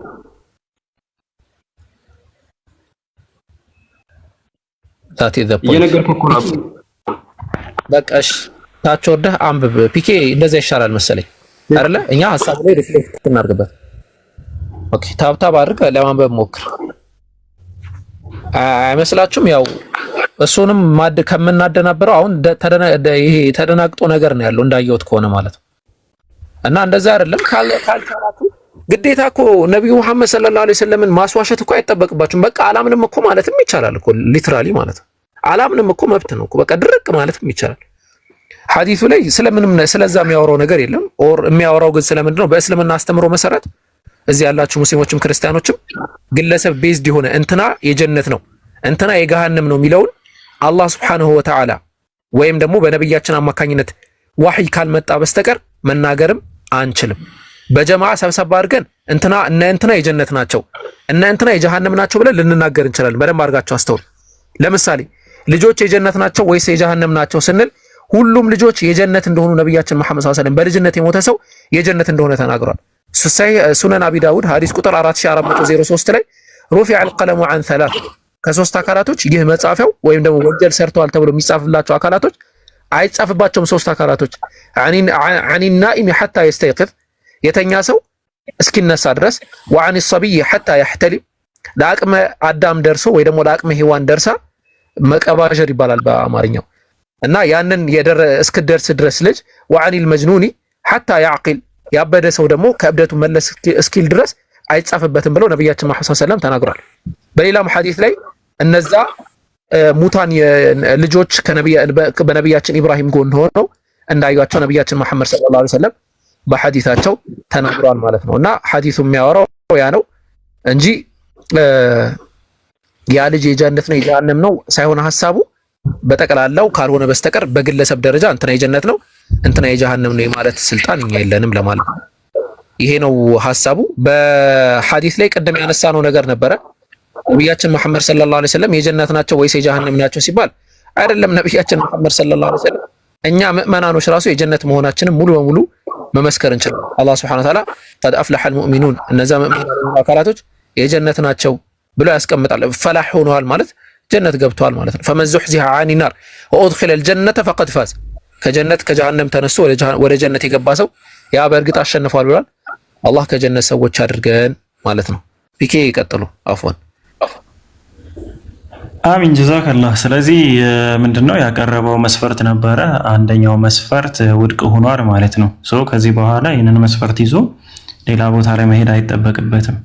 ግን ባነሳው መስፈርት ዙሪያ ለምሳሌ እስኪ አብርሃም፣ ሙሴ፣ ያዕቆብ ምናምን እንዳለ እስከ ዮሐንስ ድረስ ያሉትን ነቢያቶች ይጥቀስና ጀነት እንደሚገቡ ያስቀመጡበትን ማስረጃ ካለ ወይም ገነት መንግስተ ሰማያትን እንደሚወርሱ ያስቀመጡበትን የተናገሩበትን ማስረጃ ካለ ያምጣ።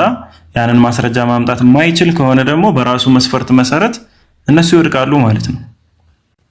ስለዚህ እነሱን የመቀበል ምንም አይነት ምክንያት አይኖረውም። መጀመሪያ ሪጀክት ማድረግ ያለበት እነዛን ሁሉ ነቢያቶች ነው ማለት ነውና አይ ቲንክ ራሱ ወይ ሃይቢ ገሃነም ነው አይደል? ይገባ አንድ ጥያቄ ነበር። ይቅርታ አልተከፈተም ነበር አይደል? ኢየሱስ ክርስቶስ እስከሚላክ ድረስ ጀነት ነው። አው ግን ሲኦል ነው ገሃነም ሳይሆን ሲኦል። አቡበከር ቆይ አንዴ ክብሬ ቆይ ማንም ሰው ጥያቄ ሊጠይቅ አይደለም እዚህ ቤት የገባሽ። የጥያቄ ሰዓት የጥያቄ ፕሮግራም አይደለም። የተቀመጠው ርዕስ ጥያቄ ነው። ርዕሱ ምንድነው የሚለው ለምንድነው ያልሰለው? ክብሬ አንዴ ያስጨርሰኝ። ለምን አልሰለምክም ይላል። ካሉ ብዙ ምክንያቶች ውስጥ አንዱ ምክንያት ብቻ ታቀርባለህ፣ መስፈርትህ ማለት ነው። ያልሰለምክበትን ምክንያት አንድ ምክንያት ብቻ ታቀርባለህ። በዛ በምታቀርበው ምክንያት ዙሪያ ከአቡኪ ጋር ታወራላችሁ ማለት ነው፣ ለምን እንዳልሰለምክ። ኦኬ። ስለዚህ ለምንድን ነው ያልሰለምከው ክብሬ? እኔ ያልሰለምኩበት ምክንያት ነብይ መሐመድ የቀድሞው ነቢያት ጋር የአሁኑ ሐዋርያት ጋር የኢየሱስ ክርስቶስ ሐዋርያት ጋር በጭራሽ አይስማማም። ለዛ ነው እነሱ የሰበኩትን አልሰበከም። ቆይ አንዴሽ፣ የቀድሞ ነቢያት የሰበኩትን አልሰበከም ስትል እስኪ የቀድሞ ነቢያት ምንድን ነብይ ጥቀስልኝና ለምሳሌ ኢሳይያስ። አንዴ ቆይ ክብሬ እያዳመጥክ እንጂ እኮ ኢሳይያስ የሰበከውን አንድ ስብከት ታነሳና ይህንን ስብከት ነብዩ መሐመድ ሰለላሁ ዐለይሂ ወሰለም ያልሰበከ ነው የሚለውን አስቀምጠህ፣ ስለዚህ በዚህ ምክንያት ነብይ ነው ብዬ ልቀበላቸው አልችልም የሚለውን ሐሳብ ማስቀመጥ ትችላለህ። ኢሳይያስ የሰበከውን አንድ ስብከት አስቀምጥና ከዛ ደግሞ ነቢያችን ሰለላሁ ዐለይሂ ወሰለም ያንን ስብከት ስላልሰበኩ ነብይ አይደሉም የሚለውን መስፈርትህን ታስቀምጣለህ። ቀጥል። ጎሄ ዴሊ ሚውታ ለክርስቶስ ድንቅ መታር ኃያል ብሎታል። አምላክ ማለት ነው፣ የዘላለም አባት ተብሏል። ስለዚህ አንተ አልገባኝም። አንተ ኢሳይያስ ስለ ኢየሱስ ክርስቶስ ትንቢት ተናግሯልና ነብዩ መሐመድ ሰለላሁ ዐለይሂ ወሰለም ደግሞ ስለ ኢየሱስ ክርስቶስ ትንቢት አልተናገሩም፣ ስለዚህ አልቀበላቸውም ነው። ኢየሱስ ሰው እኮ ነው የሚለው፣ ነብይ ነው አይደለም የሚለው። እኛ ደግሞ አምላካችን ስለሆነ ቆይ ትንቢት ተናግሯልና ትንቢት አልተናገሩም ነው ወይስ አምላክ ብሎ ኢሳይያስ አምላክ ብሎ ሰብኮታል? ማንን? ኢየሱስ ክርስቶስን። ነብዩ መሐመድ ሰለላሁ ዐለይሂ ወሰለም ደግሞ አምላክ ብለው አልሰበኩም፣ ስለዚህ አልቀበልም ነው ምክንያት። እሺ ኢየሱስ ክርስቶስ አምላክ ብሎ እንደሰበከ ያልሰበከ ሌላ ነብይ ቢኖር ሐሳዊ ነብይ ነው ማለት ነው። እኛ ነብዩ መሐመድ አልሰበኩም፣ በዚህ ልስማማለህ፣ ችግር የለውም። ስለዚህ ሌላ ያልሰበከ ነብይም ካለ ያ ነብይ ሐሰተኛ ነብይ ነው ማለት ነው።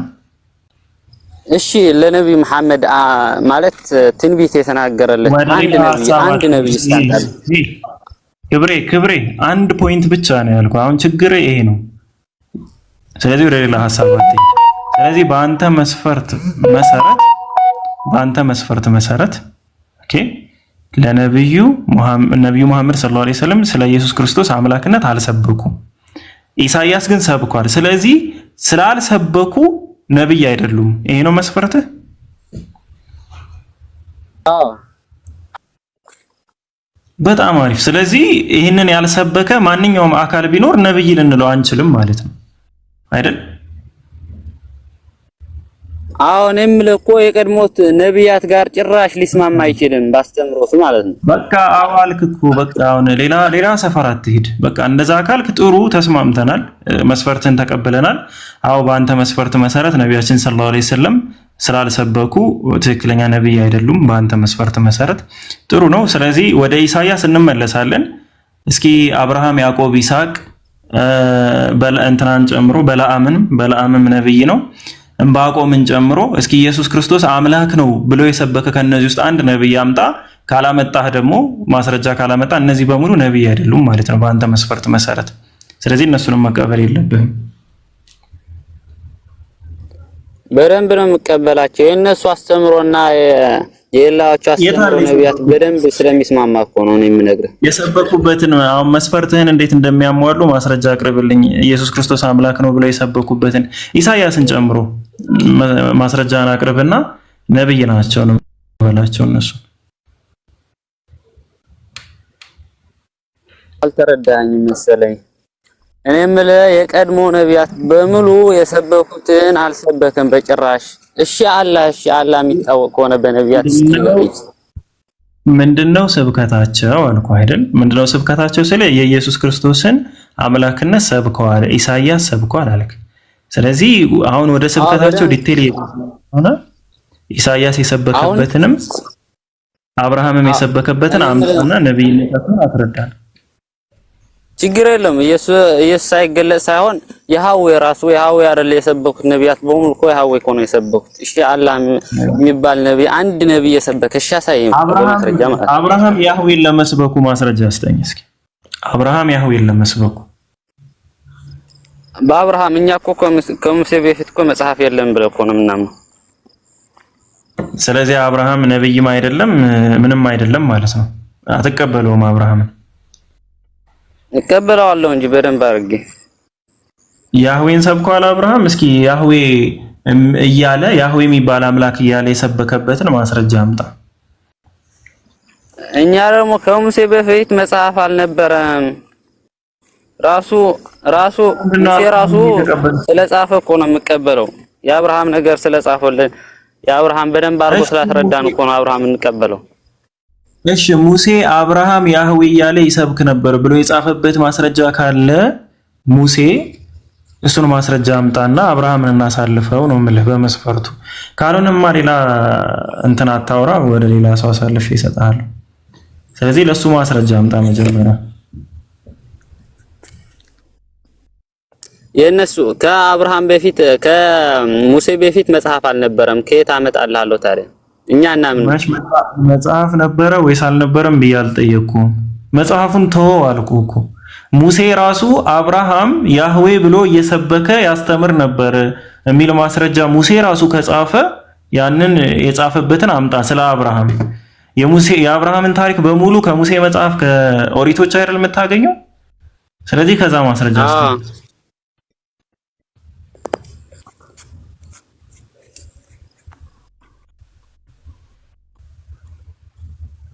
እየጠበቅን ነው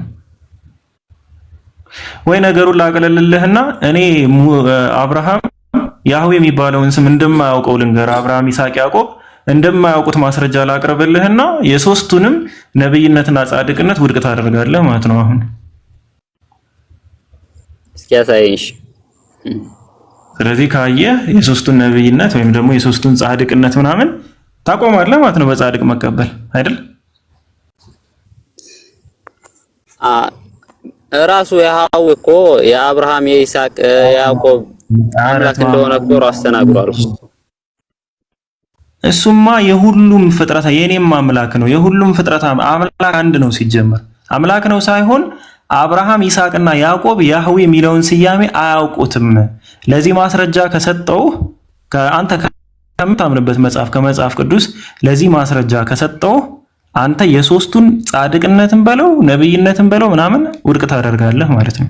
በዚህ ተስማማ? አላደርግም። ለምን ታዲያ? ለምንድን ነው የነቢያችንን ሰለላሁ ዐለይሂ ወሰለም ሲሆን እኔ የምልህ አልተረዳኸኝም መሰለኝ። እኔ የምልህ አልተረዳኸኝም። አቡኪ ቀጥል። እኛ ተው አንተ ተው። ምንድን ነው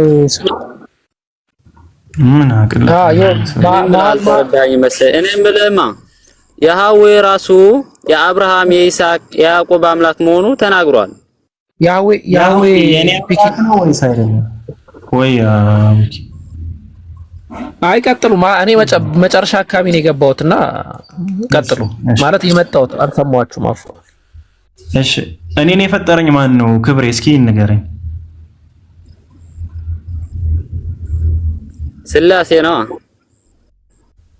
ያህዌ ነው የፈጠረኝ።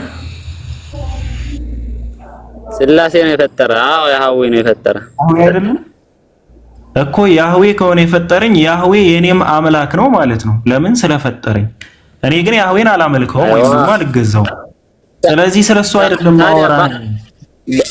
እኔ እያወራሁ ያለሁት ያህዌ ማንም ፈጠረ የማን አምላክ ነው ብዬ አይደለም እያወራሁ ያለሁት። አንተ መስፈርትህ ምንድነው?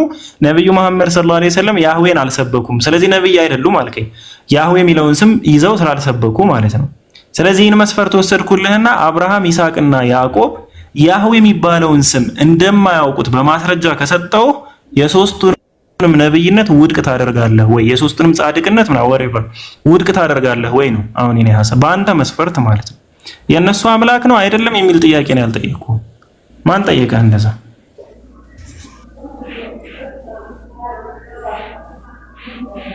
እስኪ አሳይ፣ ማስረጃ አሳይ።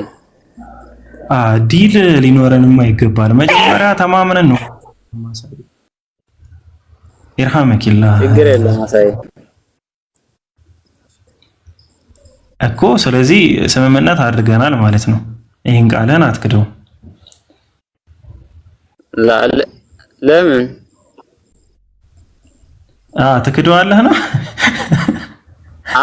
አልክድም። ነገር ግን ውድቅ አላረጋቸውም። አንተ ቆርጠህ ያመጣኸው እኔ ለምን ታነባለህ? ታስረዳኛለህ። ስለዚህ በቃ አንተ ስለዚህ ምንድነው እያልክ ያለው? ምንድነው የምታወራው?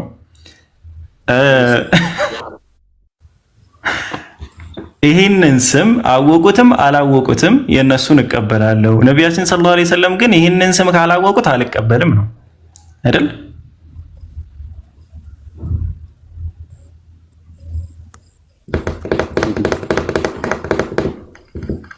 ትንሽ ሰዓት ልስጥህ ወይ ታስብበታለህ? ሐሳብህ እንደገረበው ትመለሳለህ። ስምምነታችንን ከተቀበልክ ነው ማለት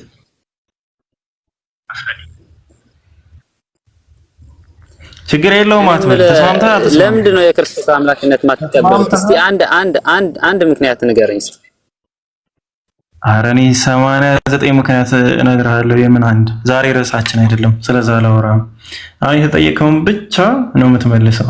7 ምክንያት 8 ምክንያት ምናምን አትበል።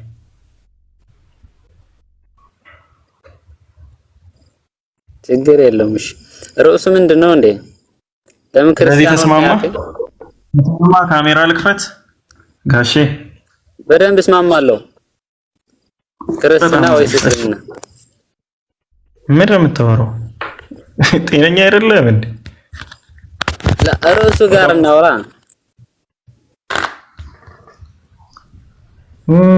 አንተ በጣም ትዘገያለህ መሰለኝ። ማስረጃውን ከማሳየቴ በፊት ያው ከሙሴ መጽሐፍ ነው ማስረጃ የምሰጥህ። ከማሳየቴ በፊት ያለህበት ሰፈር ሌላ ሰፈር ስለሆነ ወይ ወደኛ ተመለስ፣ ተቀላቀልና አብረን እናውራ፣ አለያ ደግሞ ወደዛ ሰፈር ሂድ። እዚህ ምንም አሰራም። ርዕሱ ላይ እናውራ ነው እናንተሽ እኮ ጠየቅኩ እኮ አልሰማም። መስፈርት አልኩ፣ መስፈርትን አስቀመጥክ። ስለዚህ በአንተ መስፈርት መሰረት መስፈርቱን የማያሟላ ማንኛውም ሰው ምን አይልም ማለት ነው። ክርስትና ወይስ እስልምና? በቃ ውረድ አንተ። ለማንኛውም ወደ እሱ መስፈርት እንለፍና መስፈርቱን በተመለከተ የተወሰነ ነገር እናወራ። እንግዲህ ያህዌ የሚለውን ስያሜ ይዞ የሰበከ ነብይ ስላልሆነ ነቢዩ መሐመድ ሰለላሁ ዐለይሂ ወሰለም እስልምናን አልቀበልም ነው ያስቀመጠው ምክንያት ማለት ነው። እንግዲህ ኦሪት ዘጸአት ምዕራፍ 6 ላይ ቁጥር 3 ላይ እንደዚህ ይላል፣ ለአብርሃምም ለይስሐቅም ለያዕቆብም ሁሉን እንደሚችል አምላክ ተገለጥኩ አለ። ነገር ግን ስሜ እግዚአብሔር አልታወቀላቸውም ነበር ይላል። ስሜ እግዚአብሔር ማለት ያህዌ ነው። ይኸው እዚህ የ2001 አዲሱ መደበኛ ትርጉም ላይ ያለው ያህዌ ነው የሚለው። ነገር ግን እግዚአብሔር ወይም ያህዌ በተባለው ስሜ ራሴን አልገለጥኩላቸውም። ስለዚህ ያህዌ የሚባለውን ስም አብርሃም፣ ይስሐቅና ያዕቆብ አያውቁትም ነበር። ስለዚህ እነሱ ያንን ስም ስላላወቁ ያንን ስም ይዘው ስላልሰበኩ እነዚህ አካላቶች ነብይም ጻድቅም አይደሉም ማለት ነው። በሱ መስፈርት መሰረት አይ ስሙ አይደለም ዋናው መለኮቱ ነው ምናምን ወዘተ የሚል ሌላ ማባበያ ካመጣ ደግሞ አረብኛ ባይብል ከፍተንኛ አላህ የሚለውን ስያሜ ባጭሩ አስቀምጠን ነቢያችን ሰለላሁ ዐለይሂ ወሰለም አላህ ብለው እንደሰበኩ ማስቀመጥ እንችላለን። የኢየሱስ ክርስቶስ ትክክለኛ ሲናገርበት የነበረው ቋንቋ አራማይክ መሆኑን ማሳይተን በአራማይክኛ ደግሞ አምላክ አላህ ተብሎ እንደሚጠራ ማስቀምጠን ያው ማሳየት እንችላለን ማለት ነው። ኤኒዌይስ ለሌላ ለራሳችሁ የማይሰራን ምክንያት እዚህ አምጥታችሁ እኛ ጋር አታውሩ። እሺ ስለዚህ አብርሃም፣ ይስሐቅና ያዕቆብ በዚህ ልጅ ክብሬ ክርስቶስ ምናምን በሚባለው ልጅ አልኳ ይቅርታ ሰውዬ መሰረት ነቢያት አይደሉም፣ ጻድቃን አይደሉም ማለት ነው። ወደ ጎሄድ አለ እና አንቺ መጠበቅ ሁሉ አልነበረብሽም። ድምፅሽ ነቃ ያለ ነው። አንቺ ትሻይ ነበር። ድምፅሽ ነቃ ያለ ነው። ብዙ መጠበቅ አልነበረብሽም። አሁንማ እንቅልፍ የመጣ እኮ በቃ እና ሽሩሩን በልና ትተኛለሽ። አይ ውይይታችሁ ረዘመ፣ ለዛ ነው። እሺ እኔ ራሱ እያከፋኝ ነው የቆየሁት። ልጁ ትንሽ ብቻ ሀሜት ይሆንብናል። ወደ ርዕሱ እንመለስ። እሺ ጥያቄው ለምን ሐሳባችን ክርስቲያን ሆንሽ ይላል። አሁን ለምን ክርስቲያን ሆንሽ ከሚለውን ጀምራ። አይ እንደዛ አይደለም አካሄዳችን። መጀመሪያ ለምን አልሰለምሽም የሚለውን አንድ ነጥብ ታነሽና ከዛ በኋላ ምንድነው ጥያቄ አይደለም የምትጠይቂው፣ ኦኬ ሐሳብ ነው የምታስቀምጪው። በዛ ሐሳብ ዙሪያ ግን እናወራለን ነው። ያን ከጨረስን በኋላ ለምን ክርስቲያን ሆንሽ ለሚለው ደግሞ እንደዚሁ አንድ ነጥብ። ለሁለቱም ግን መሰረታዊ ነጥቦችን ነው የምታስቀምጪው። ስለዚህ ብዙ ምክንያት ሊኖረው ይችላል ሰው፣ ትልቁ የምትይው ምክንያትሽን ነው የምታስቀምጪው። እሺ ጎ ሄድ። ስለዚህ ለምን ሰለምሽ ካልኩኝ ሁሉም ሰው አንድ መንገድ ነው ትክክል ብሎ የሚከተለው አይደለም።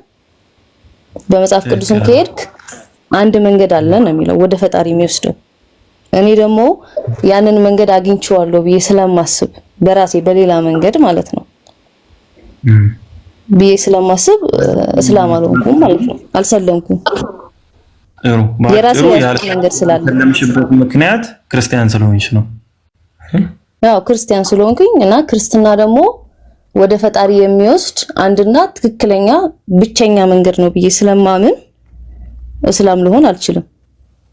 ምክንያቱም በክርስትና ሁለት ነገር መከተል አይቻልም።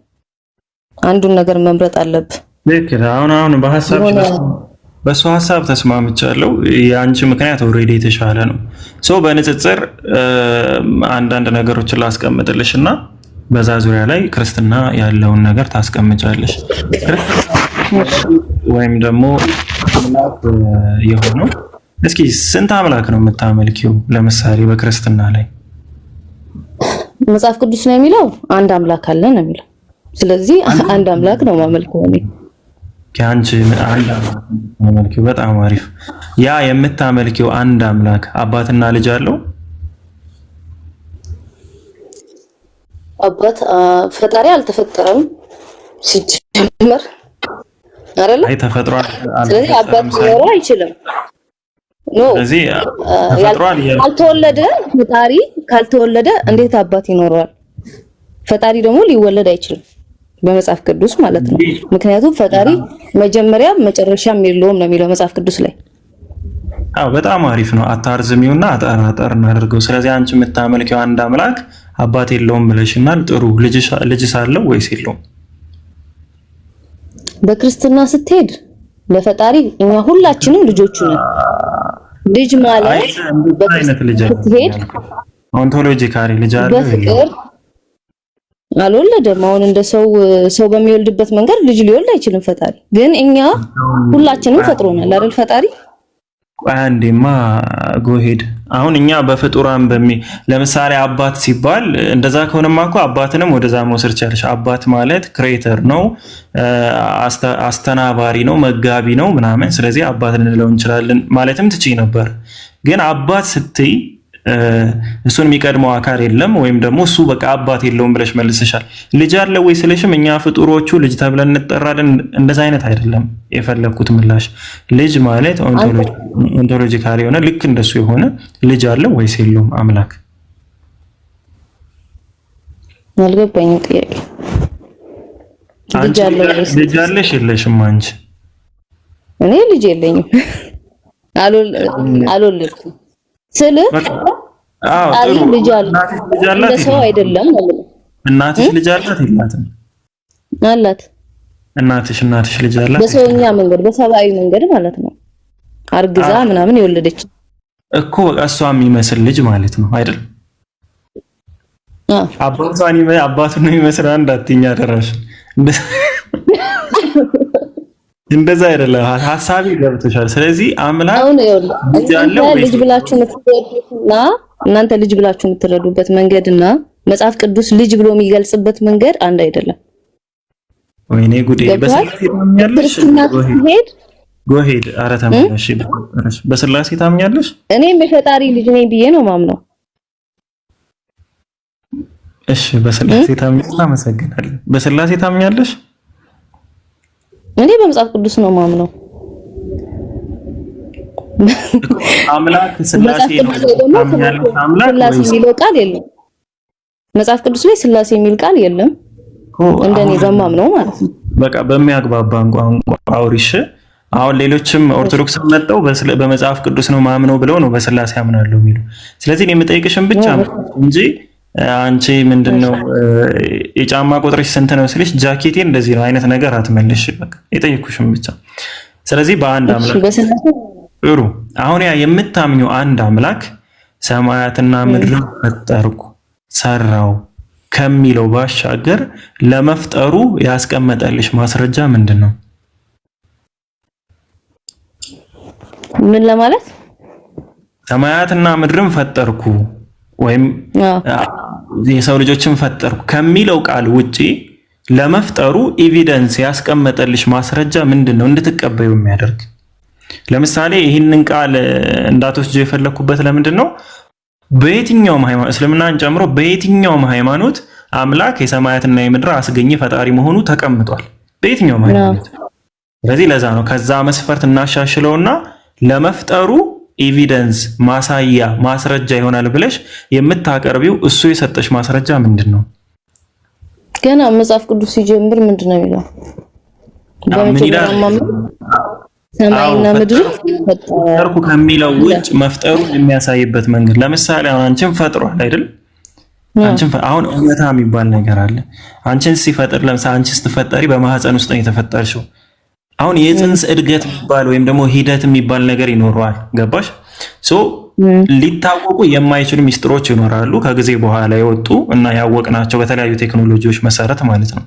ልክ እንደዛ አይነት አምላክ ለመፍጠሩ ተናግሮ የማይጠበቅ ነገር በሩቅ ነገር ሚስጥር እሱ ፈጣሪ መሆኑን ያስረዳበት መንገድ ለአንቺ ምንድነው? ነው ወይስ ፈጠርኩ ስላለ ብቻ ነው አዎ ፈጥረሃል ያልሽው? ፈጣሪ መሆኑን ጥያቄ ውስጥም አይገባም ሲጀመር። ብዙም ጥቅሶች አሉ። ፈጣሪ ፈጠረን ከማህፀን ጀምሮ ታውቃለህ ይላል መዝሙራዊ ሲናገር። ቆይማ አላህ አሁን ለምሳሌ በቁርአን ላይ እሱ በ6 ቀናት ሰማያትና ምድርን የፈጠረ ነው ብሎ አስቀምጧል። አንቺ ደግሞ እሱ ነው ማለት እኮ እሱ ነው ማለት በ7 ቀን ውስጥ አንዴ አንቺ 2 ሰዓት ብትጠብቂ ራሱ ጥሩ ነበረ። ከተኛሽ በኋላ እንገናኝ ይሻል ነበር። እንዲህ መንገድ ላይ አግኝተሽ ካለ እኔ ጥያቄ እኮ ግልጽ አይደለም። ፈጣሪ መሆኑን ለምን አምንሽ ነው የምትለኝ? አምላክ እኮ ግልጽ የሚሆንልሽ መጀመሪያ ጥያቄን ስትረጂው ነው። እሺ አሁን በ6 ቀናቶች ውስጥ ሰማያትና ምድርን እንደፈጠረ አላህ Subhanahu Wa Ta'ala ቁርአን ላይ ያስቀምጧል። መጽሐፍ ቅዱስ ላይ ደግሞ እግዚአብሔር በመጀመሪያ ሰማይና ምድርን ፈጠረ፣ ሁለተኛ ቀን፣ ሶስተኛ ቀን እያለ እንደዚሁ አስቀምጧል። ተመሳሳይ ነገር ነው የተቀመጠው። አንቺ ከአላህ ይልቅ አላህ ተብሎ ከተገለጸው ይልቅ እግዚአብሔር ነው ፈጣሪ ስትይ ለመፍጠሩ ከዚህ ከቃሉ ፈጠርኩ ከሚለው ነገር ውጪ ፈጣሪ ለመሆኑ ምንድነው የሰጠሽ ማስረጃ ነው የምልሽ? እኔ መጽሐፍ ቅዱስ ላይ ተገልጿል ፈጣሪ መሆኑን። አላህ እኮ ማለት ጌታ ይባርክሽ፣ የምር ጌታ ይባርክሽ። እድገው አቡኪ ካለ ቀጥል፣ የምታነሳው ሀሳብ ካለ አቡኪ ቀጥል። አይ ተናለሽ። በጣም ነው የማመሰግነው። ባይዘው አንድ አምላክን በማምለክሽ በጣም ትመሰገኝም ይገባል። ጥሩ መንገር ነው ኢንሻአላህ። እሺ ለምንድን ነው ቆይ ያልገባኝ ጥያቄ እግዚአብሔርን ለምን መረጥሽ? አላህ ይልቅ ነው ያልከኝ? ቆይ ማማ አንዴ ቅድም ስትይ እንትናን አስታወሽኝ። አንድ የሂንዱ ጓደኛ አለኝ ሂንዱይዝም እምነት ተከታይና እንዳንቺ ነው የሚለው ታውቂያለሽ። ለምን ነው ማሰልመው ስንለው እኔ በቃ ሂንዱይዝም ትክክለኛ ሃይማኖት መሆኑን በውስጥ ያመኛለው ምናምን ተመችቶኛል፣ በደንብ ከአምላኬ ጋር እየተገናኘው ነው ምናምን ይላል። እና ያስኬዳል ብለሽ ታምኛለሽ? ያ ሐሳብ ክርስትናን እኮ ስትቀበል ተመችቶኛል ብለህ ሳይሆን እያንዳንዱ የመጽሐፍ ቅዱስን ጥቅስ መርምረህ ትክክል መሆኑን አረጋግጠህ አይደለ? ፈትኑ መርምሩ፣ የሚበጃችሁን ያዙ ነው የሚለው። በቃ አሁን ምን ታረጋለህ መሰለህ ፒኬ? በቃ አሁን አይ መጀመሪያ እንደዛ ስላልሽ ነው። እስቲ አሁን አንቺ እንዴት አድርገሽ መርምረሽ ነው ክርስትና ትክክል እስልምና ስህተት ያልሽው የሚለውን ለፒኬ ያስረዳው። ሃይማኖቴ አይደለም እስልምና ሳይሆን መመርመር ያለብኝ እኔ መጽሐፍ ቅዱስን ነው መመርመር። እሺ ቆይ ለምሳሌ ባይብልን ለምሳሌ ምንድነው እሺ መርምረሽ ምን አገኘሽ? እሺ ክርስትና ማለት ወደ ፈጣሪ የሚወስድ አንድ መንገድ እንደሆነ ክርስትና ደግሞ ትርጉሙን ስትመለከተው ምን ማለት ነው? ክርስቶስን መከተል ማለት ነው። ክርስቶስ ላይ ሆኖ በነበረበት ጊዜ ሲያደርጋቸው የነበሩ ነገሮች አሉ፣ ያስተማረን ነገሮች አሉ። ያንን ነገር መተግበር ማለት ነው። ሉኪ አይ ቲንክ ወደ ሁለተኛው ጥያቄ ብትገባላት ምትስማሙ ይመስለኛል። ኦኬ ለምን ክርስቲያን ሆንሽ በሚለው ሐሳብ ነው ወይስ? አዎ አንድ ነጥብ አንስታ ወይ በዛ ዙሪያ ላይ ሎጂካል ነው ወይም ደግሞ ምክንያታዊ ነው ማስረጃ አለው ምናምን በሚለው ዙሪያ ብታወሩ አይ ቲንክ የተሻለ ይመስላል። ሳይው እንጃ ቀጥል። ፒኬ ካንተ ጋር ተቀጥሎ አንድ 5 ደቂቃ ምናምን የሆነ ነገር ላይ ነው ያለው። አንዴ ልጨርስ። ኧረ እኔ እየፈራሁ እግሬ ሁሉ እየተንቀጠቀጠ ነው። እየፈራኋት ነው። እንዴት ነው ቀጥል። አሁን ትንሽ ቀልድ እንዳይፈራሽ በጣም ፒኬ ሰው ይፈራልና ትንሽ ቀልጅለትና ቀጥሉ። ከዛ እሺ ልቀጥል ወሬ ለምን ክርስቲያን ሆንሽ? አንድ ትልቅ የሆነ ሪዝን ግን አንድ ትልቅ የሆነ ምክንያት ስለሽ በቃ ሌላን ሰው ሊያሳምን ይችላል ብለሽ የምታምኝበትን አንድ ትልቅ ምክንያት አስቀምጪ ለምን ክርስቲያን እንደሆንሽ። እሺ አሁን ክርስትና የጀመርኩትን ልቀጥል። አረ ምንም የጀመርሽ እንዳትቀጥ አደራሽን። እንደው ለምን ክርስትና ማለት ከትርጉሙ ጀምሮ ከተቀጣለ አጥሮ አይደለም። ክርስቲያን ማለት ኢየሱስን የሚከተል ማለት ነው። ኢየሱስ ምድር ላይ ያለ ምንድን ነበር ያደረገው? ምንድን ነበር ያስተማረው? ኢየሱስ ክርስቶስ ምድር ላይ በነበረበት ጊዜ ፍቅር ነው ያስተማረው። ሰዎችን መውደድ፣ ጎሄድ አረ በቃ አሁን ዋና ያስተማረው ነገር ደግሞ ምን እንደሆነ ልንገር። የመጨረሻ ክርስቲያን ለምን እንደሆነ ማለት ነው። አትንገሪኝ፣ ስሞትልሽ መጨረሻዋ ቀርባለች፣ ንስሐ ግቡ እያለ ነበር ሲያስተምር የነበረው አይደለም? ቆይ አንድ ጊዜ ቆይ ላውራ። እኔ የታል ፒክ ያለ ቆይ መሲ አንዴሽ ታወራለሽ፣ ትቀጥያለሽ፣ ከአንቺ ጋር ትቀጥላለች። አንዴሽ አሁንም ጎሄድ ሰበኪነ አላልንሽም። ከአንድ ምክንያት ብለንሻል። ስለ ፍቅር አስተምረዋል። ኢየሱስ ክርስቶስ ስለ ፍቅር ስላስተማረ ከሆነ እሺ አንድ ምክንያት አድርገን እንወስድልሻለን ማለት ነው። እሺ አንድ ምክንያት ነው የተባለው። አንድ ምክንያት አስቀምጭና ከዛ በዛ መሰረት ደግሞ ሌሎች ሰዎችን እንመዝንበታለን። ያንቺን ሚዛን ይዘን ሌላ ሚዛን እንጨምርበታለን፣ ሌላ አካል እንመዝንበታለን ማለት ነው። ገባሽ? ስለዚህ ክርስትናን የተቀበልሽበት አንድ ትልቅ ምትሆን አንድ ሚዛን አስቀምጭ፣ አንድ መስፈርት አስቀምጭ፣ አንድ ፖይንት። ከዛ ከመሲ ጋር ትቀጥላላችሁ።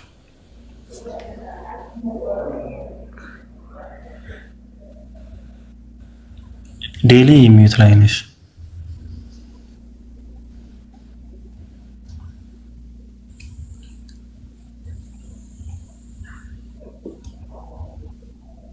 ዴሊ የት ሄድሽ? ተዘጋ እንዴ? ይሄ ሁሉ ለፍልፌ ተዘግቶ ነበር። ጌታ ስሙ ይባረክ። ይጠብቀናል እሱ። እርግጠኛ ነው። ጥያቄ ነቢያት ያስተማሩት መንገድ ስለሆነ ነው ክርስትና። ብዙ ነቢያቶች ክርስትናን አስተማሩ። በዋነኝነት ደግሞ ኢየሱስ ክርስቶስ ይሄን መንገድ ስላስተማረ አረ በፈጣሪ አሁን ይሄን መንገድ የምትይው አንድ ፖይንት አስቀምጪና በዛ ዙሪያ አውርተን ከዛ በኋላ ወደ ሌላ ፖይንት ትሄጃለሽ ነው ያልኩሽ እኮ ፖይንት እኮ ነገርኩ። ክርስቶስ ያስተማረው መንገድ ክርስትናን ስለሆነ ያንን መንገድ ደግሞ እኔ መከተል ስላለብኝ እከተላለሁ። የትኛውን መንገድ? የክርስትናን መንገድ፣ የኢየሱስ ክርስቶስን መንገድ። ፈጣሪ በክርስቶስ አማካኝነት ይሄን